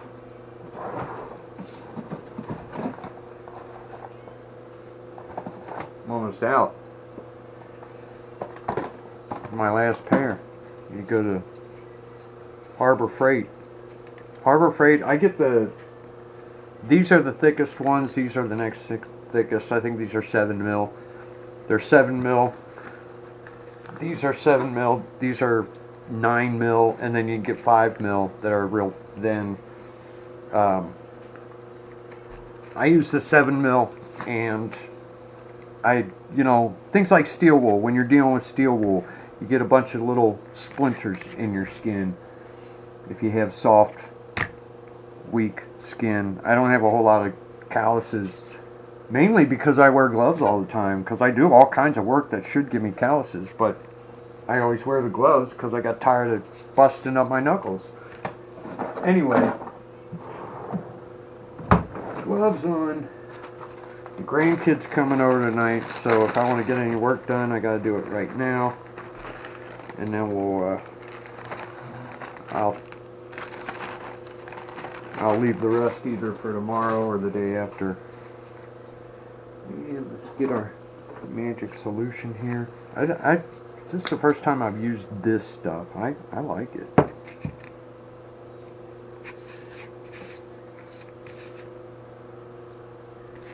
Kind of put some on here and spread it around a little bit. And then use the steel wool.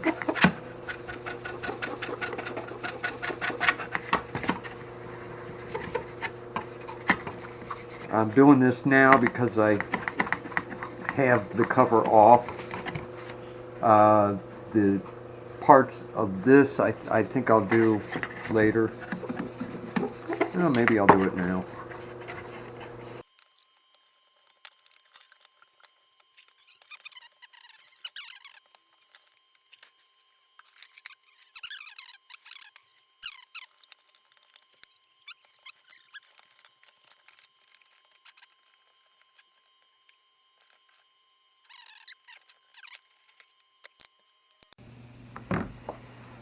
Alright. Took a trip to Harbor Freight, got me some new gloves. You know, these gloves, last time I bought gloves was maybe 4 or 5 months ago. And they were something like $7.99 a box. Now they're $13.99 a box. I'll tell you what, this whole Bidenomics thing is killing me. I don't know how the hell everyone else is surviving. But I'm not. I have to raise the prices on all my typewriters. It's the only thing I know to do. Can't survive.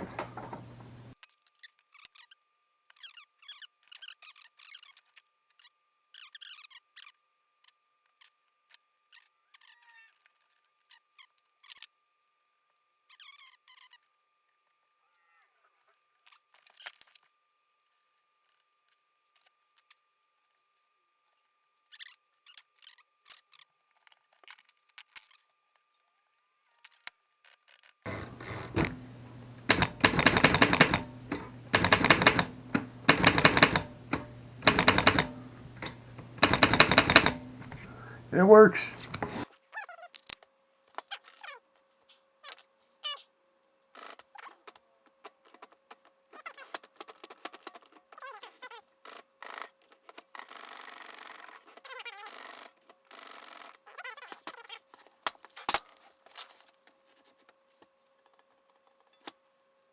Oh, I think I'll take this bell off and shine it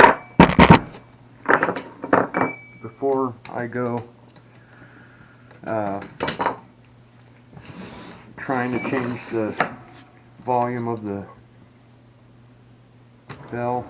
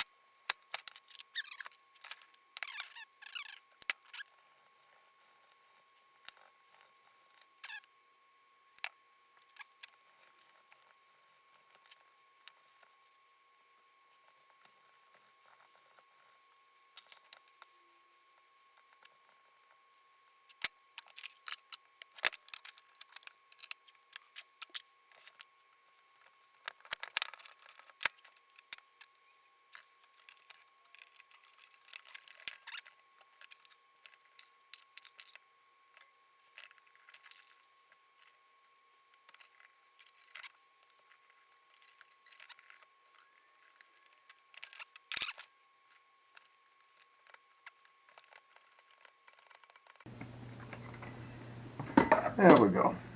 It started anyway.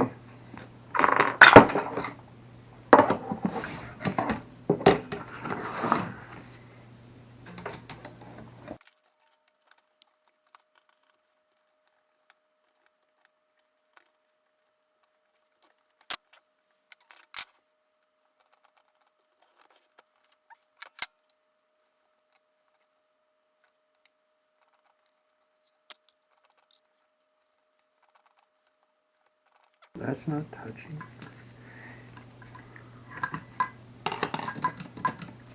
These bells are never easy to adjust, unless maybe somebody knows a secret that I don't know. But it's just a matter of you get to get it just so close to where it's either barely touching or not quite touching, and then that's the perfect spot. But in order to get it to that spot, I've never found a good way to do it. It just, you keep adjusting until it sounds good. Right now it's too close to it. We need to back it away, but if I back it away too far, now it barely rings it, so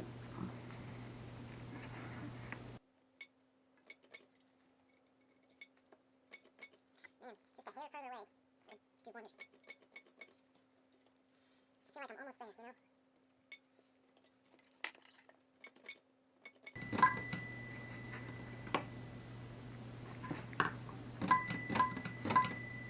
I think that's probably about as good as it's going to get. Question is, how well does it ring when you're typing? I heard it. I heard it.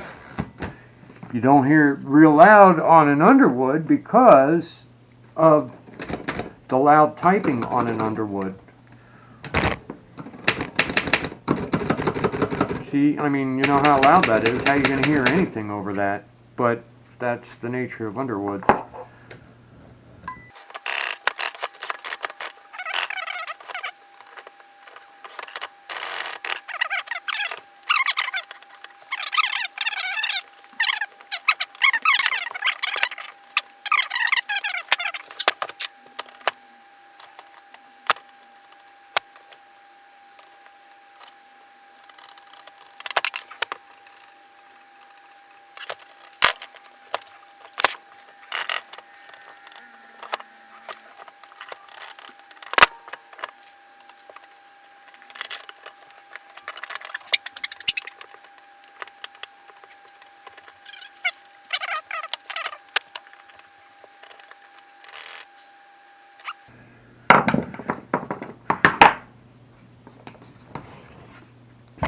Say, I mean,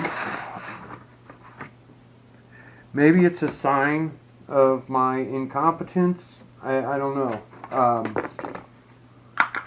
Every time I do a complete refurb, because I work on one area at a time. For example, you know, we did all the stuff we've done so far, and then I'm testing out each function after we've done all the other stuff, and I realize my Backspace isn't working. So here I am taking off the carriage once again. And I do this a lot. I wonder if, every now and then I wonder if you guys can see me, because the screensaver on the camera has turned off so that I can't see what you're seeing. So I have to come over here and press a button, turn it on, so that I can see, just to make sure you guys can still see what I'm doing.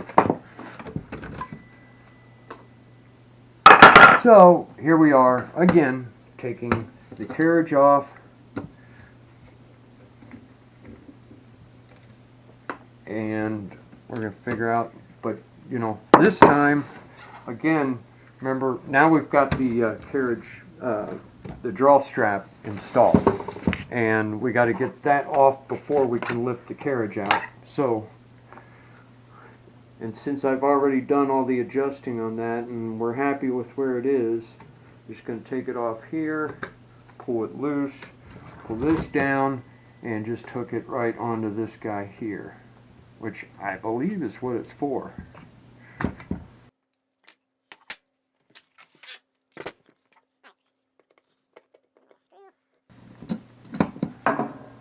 I gotta say,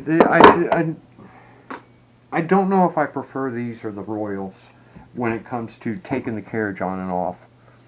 Royal is a lot more involved, whereas with these you really just got 4 screws and it comes out.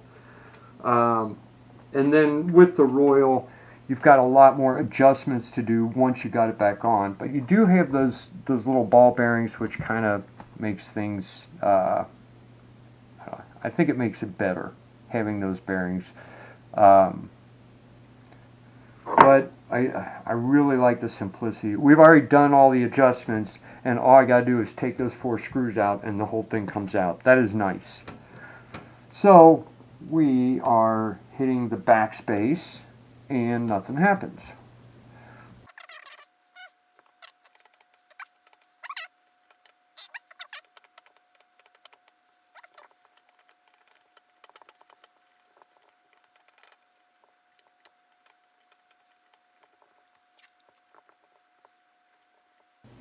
I believe when I press the backspace, this is supposed to come down, and this little claw here should grab hold of the, I don't know what you call this, the undercarriage gear, and pull it back. And this just seems to kind of stop right here, instead of going like this. It just stops. What is holding that?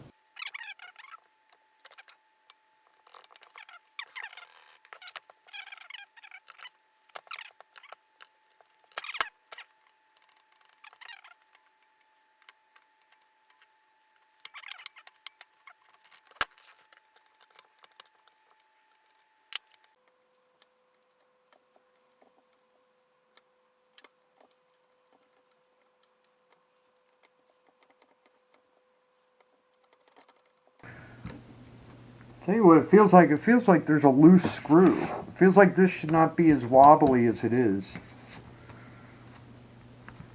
I don't like wobbly things. Usually wobbly means something bad. Either something's worn or like that.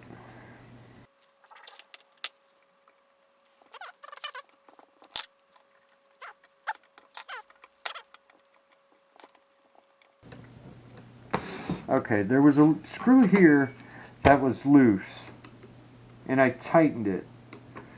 But having tightened it, now it's as if it's supposed to have a shoulder screw, and instead of that, it's got a just a regular screw, and I tightened it too much. That's what it feels like.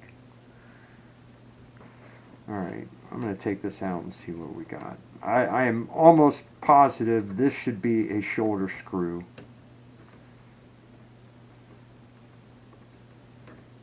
And well, it is a shoulder screw. So why, if we tighten it, can this suddenly not move as well? Maybe it's missing a washer? If I tighten it all the way, because it's a shoulder bolt, then this thing should move normal. But if I tighten it all the way, it's almost like tightening a regular screw and everything seizes up.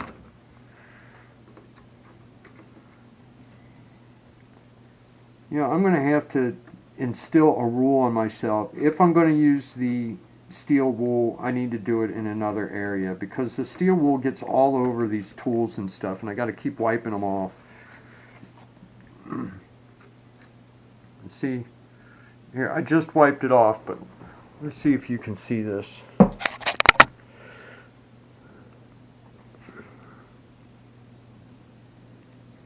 I can't get it to focus on that, but I think from there, even from there, you can see what I'm talking about. There's all these little steel fibers, and I can't get rid of them.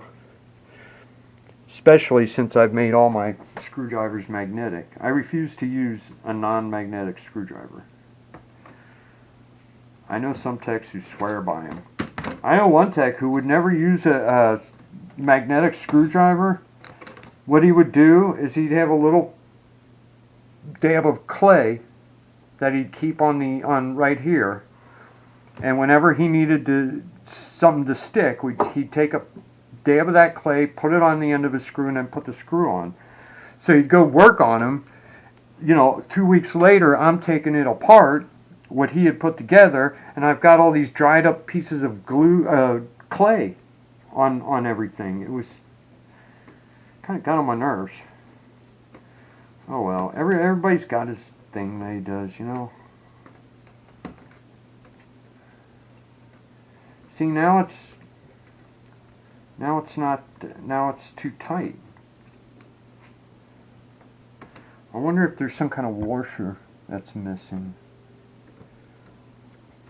It's too tight. I don't know what to do other than loosen it a little bit. But now it's loose, you know? You see the problem? Now it's loose. Even if it works, the point is that this screw is loose, which means it could back out on its own. Well, how could I make this better? Maybe it's the wrong shoulder bolt. Like somebody didn't have one, so hey, well, why don't I try this one? I'm going to take it off. Let's start with that.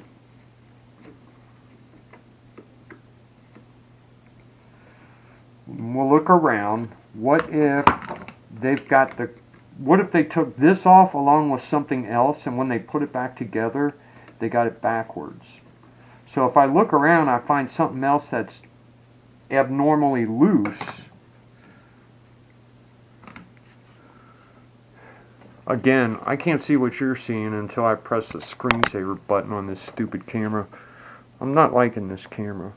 But, yeah, it's a shoulder bolt, but it's not much of a shoulder. It's kind of a small shoulder. And if I tighten it too much, you know, I'm going to take a couple other ones off that are around the same area, because maybe somebody had them off and maybe they put them together wrong. Like this one looks looser than it should be. This is not a shoulder bolt, so that's not. Well then why isn't, it's got to be a shoulder bolt.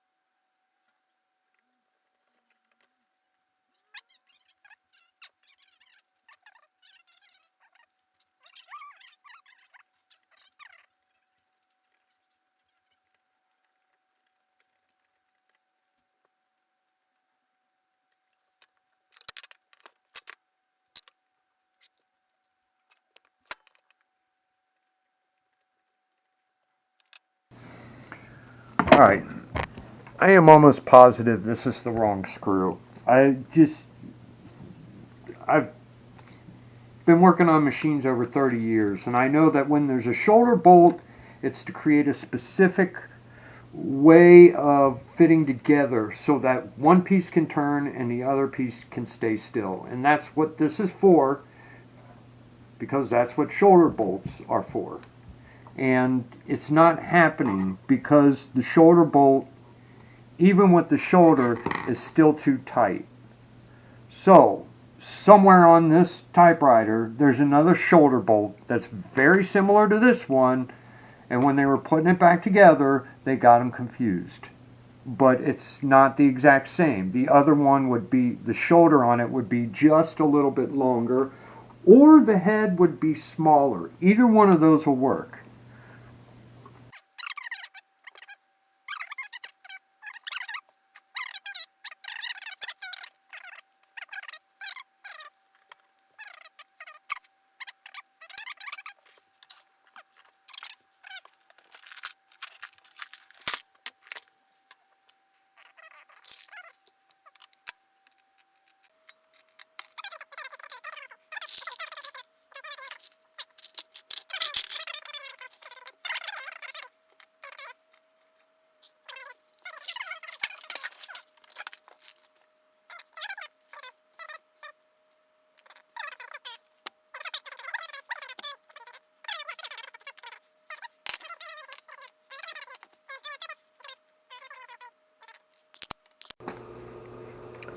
Okay, so let's go over what happened here.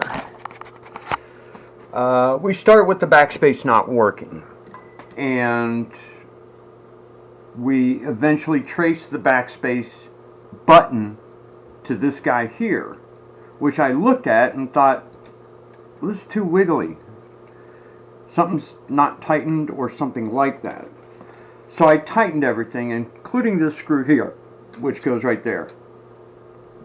Well, now it's tight, but this doesn't move the way it's supposed to move.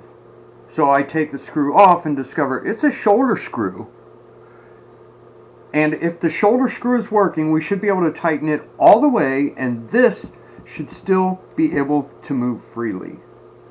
But that wasn't happening. So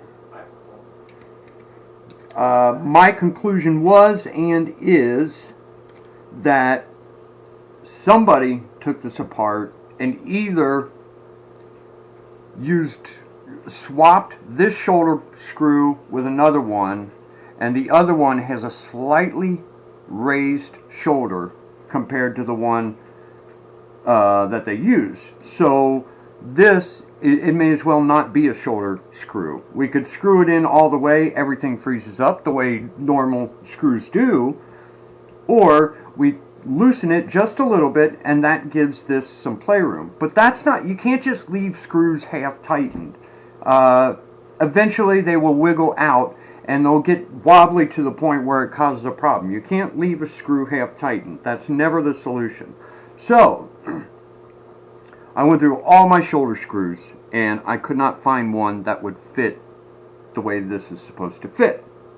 So then I thought, well, what if I just put a washer on the end of this, thus making the shoulder a little bit longer, and that would work. But I went through all my washers and I didn't have one that would work. It has to be small enough to fit. It can't be, the outside diameter can't be larger than the shoulder, and the inside diameter has to at least fit over the screw, and I couldn't find any like that. So what I did is I took a spring and I just cut maybe two spirals off of there and put it on the end of my shoulder. I wonder if you could even see this. I don't know if that's focusing or not. It's hard to tell on the tiny little screen. But that's what I did. And now I'm putting it back in.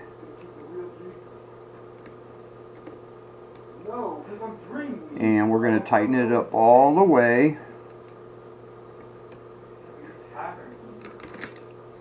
If I could get the dang thing started.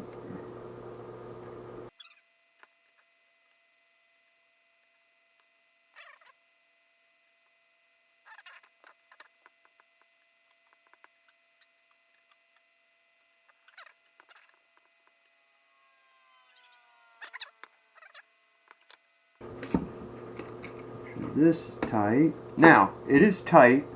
This no longer wiggles as much. It wiggles about what I would say it should. And this, when I move this out of the way, this is doing what I would expect it to do. And now if we hit the backspace button, if I could find the backspace button, it should, this little guy should go this way, thus carrying the whole carriage back one space. Let's see if that happens. It looks like it is.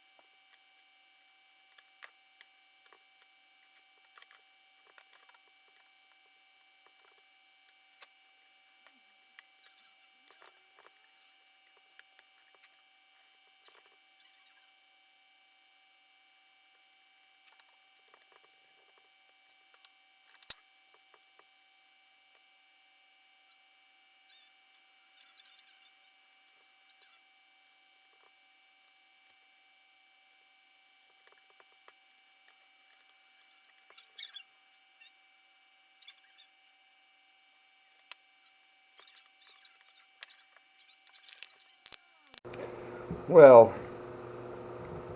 it looks like, okay, so here's where we're at. It looks like I may have lost a video file.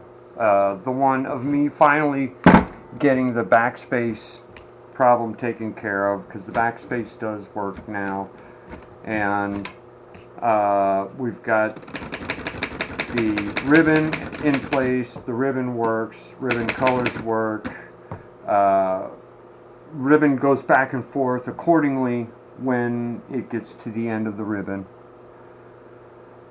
What I'm going to focus on now is these keys.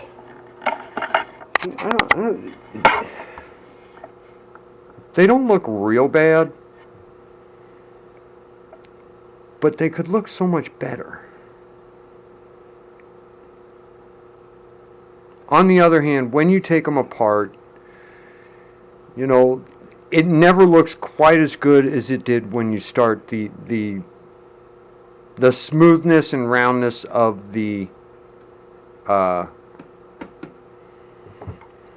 little metal piece that holds it in place.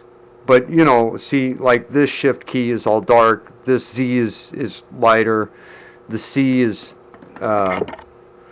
dark. And it'd be cool if these were all just solid white and looked really good. I think I'm going to go ahead and print out the legend and see what it looks like compared, and see if I really want to dive into that, because it's also a big project. I mean, it takes you're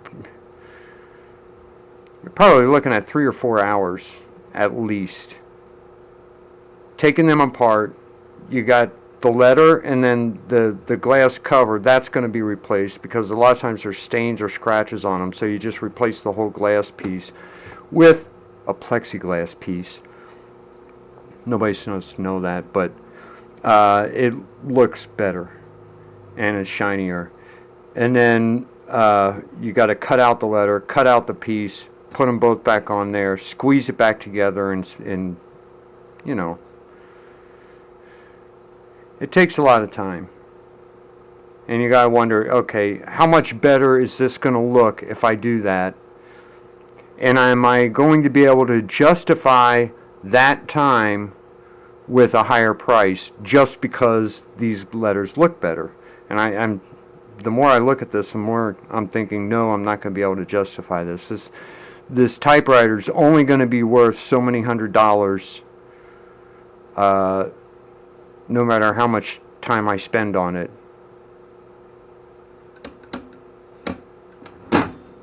Well, I got to replace the feet. Remember I said that I was going to print out some black ones because the silver ones don't look quite right. So I'm going to go get those, and I think I'm just going to do a bunch of cleaning. And I don't think I'm going to mess with these. I think I'm going to clean them and that's it.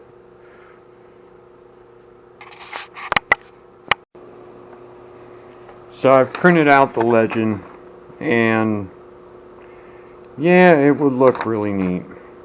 But as I said, it would probably take 3 hours, maybe 2.5 at least, probably 3.5.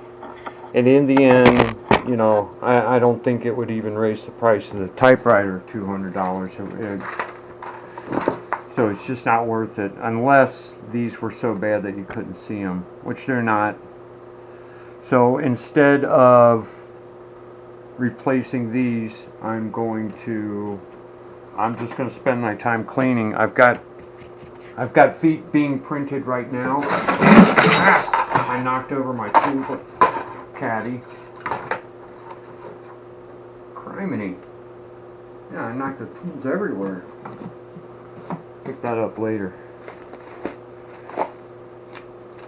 Get my gloves out and my special shining lotion. We'll see what we could do to clean this up.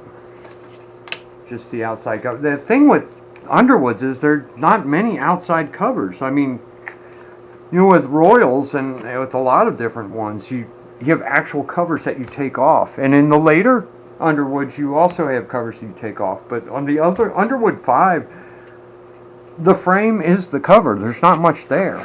So you got to get in these tiny little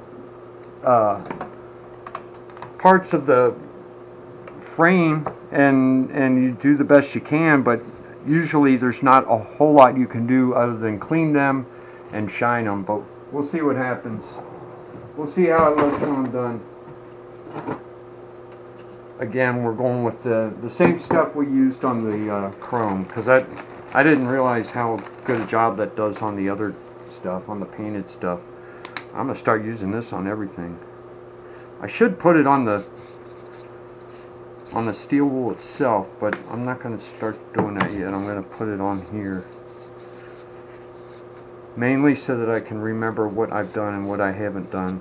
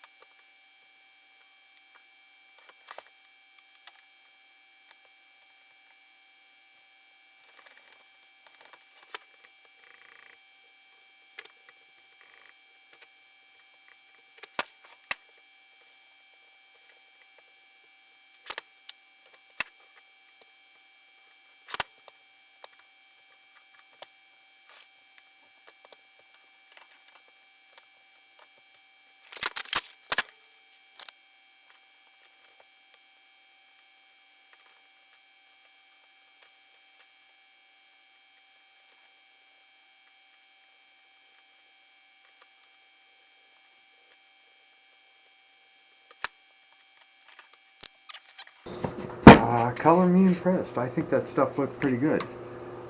You can't see it right now, and you're not going to see it until we when I take it upstairs to where I take the photos of it. But the steel wool and the shining, the hell is this stuff? Scratch X. I think I just got it at like AutoZone or something. I can't remember. But it does a pretty good job. It did a pretty good job. I'm gonna go, the feet should be done printing by now, so I'm gonna go pick them up and we'll put those on. We've got the black feet done and printed. We take these gray ones off, put the black ones on there.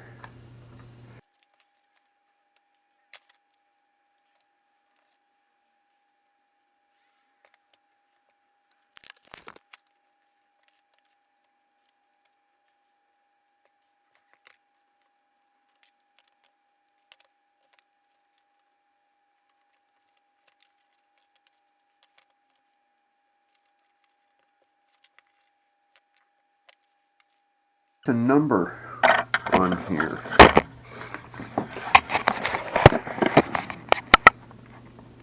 I don't know how well you can see that. 128745. I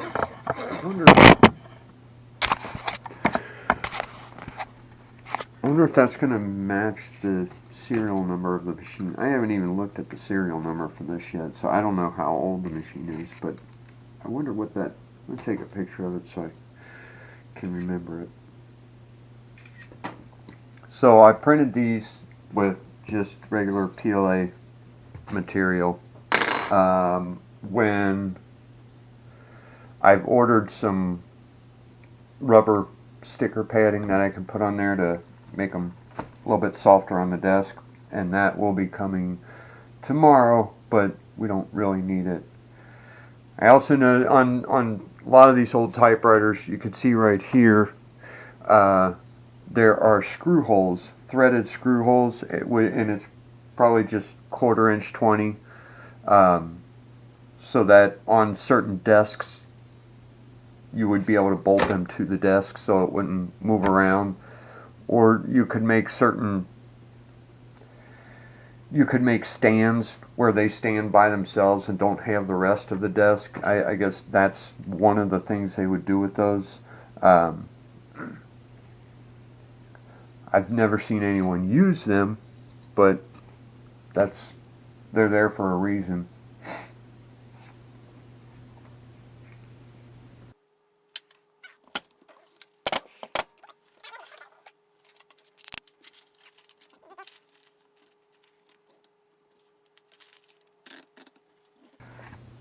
With these little side guides, you got to move them to a spot where they're not,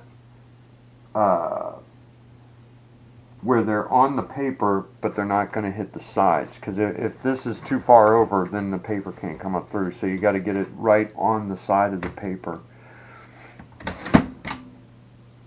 And then you got to move your margin to where the margin is not going to hit. If you need to print closer to the side of the paper, you're going to have to move these over more. And then either way, you move your left margin first and carry it down to your right. And I'm gonna move this over a little bit more so I can print there. Move your right margin. A little bit more involved setup on an Underwood than on some of the other models, but at least on the older Underwoods.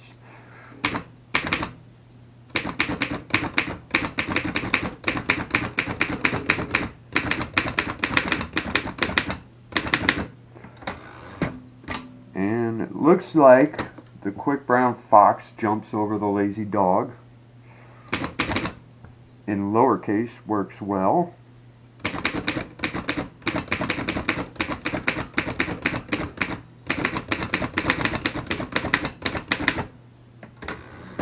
Uppercase works well.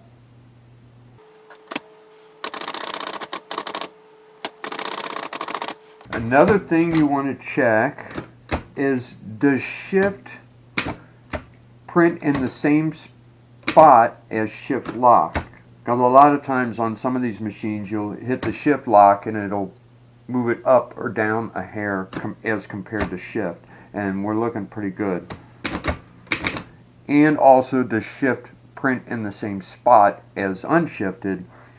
So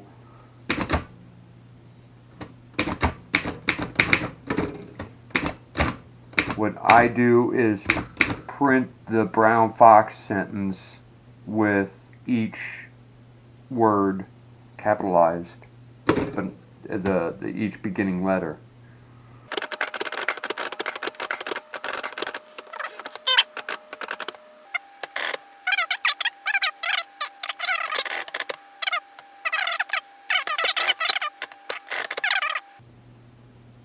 I'd say we're in pretty good shape. I'm going to clean this up now. I'm going to take it upstairs and photograph it, and I'll show you what it looks like as I'm trying to sell it. Before I go upstairs and take the pictures, I always go through my checklist because it's easy to forget. So we look at each part of it. The carriage advance works, carriage release works,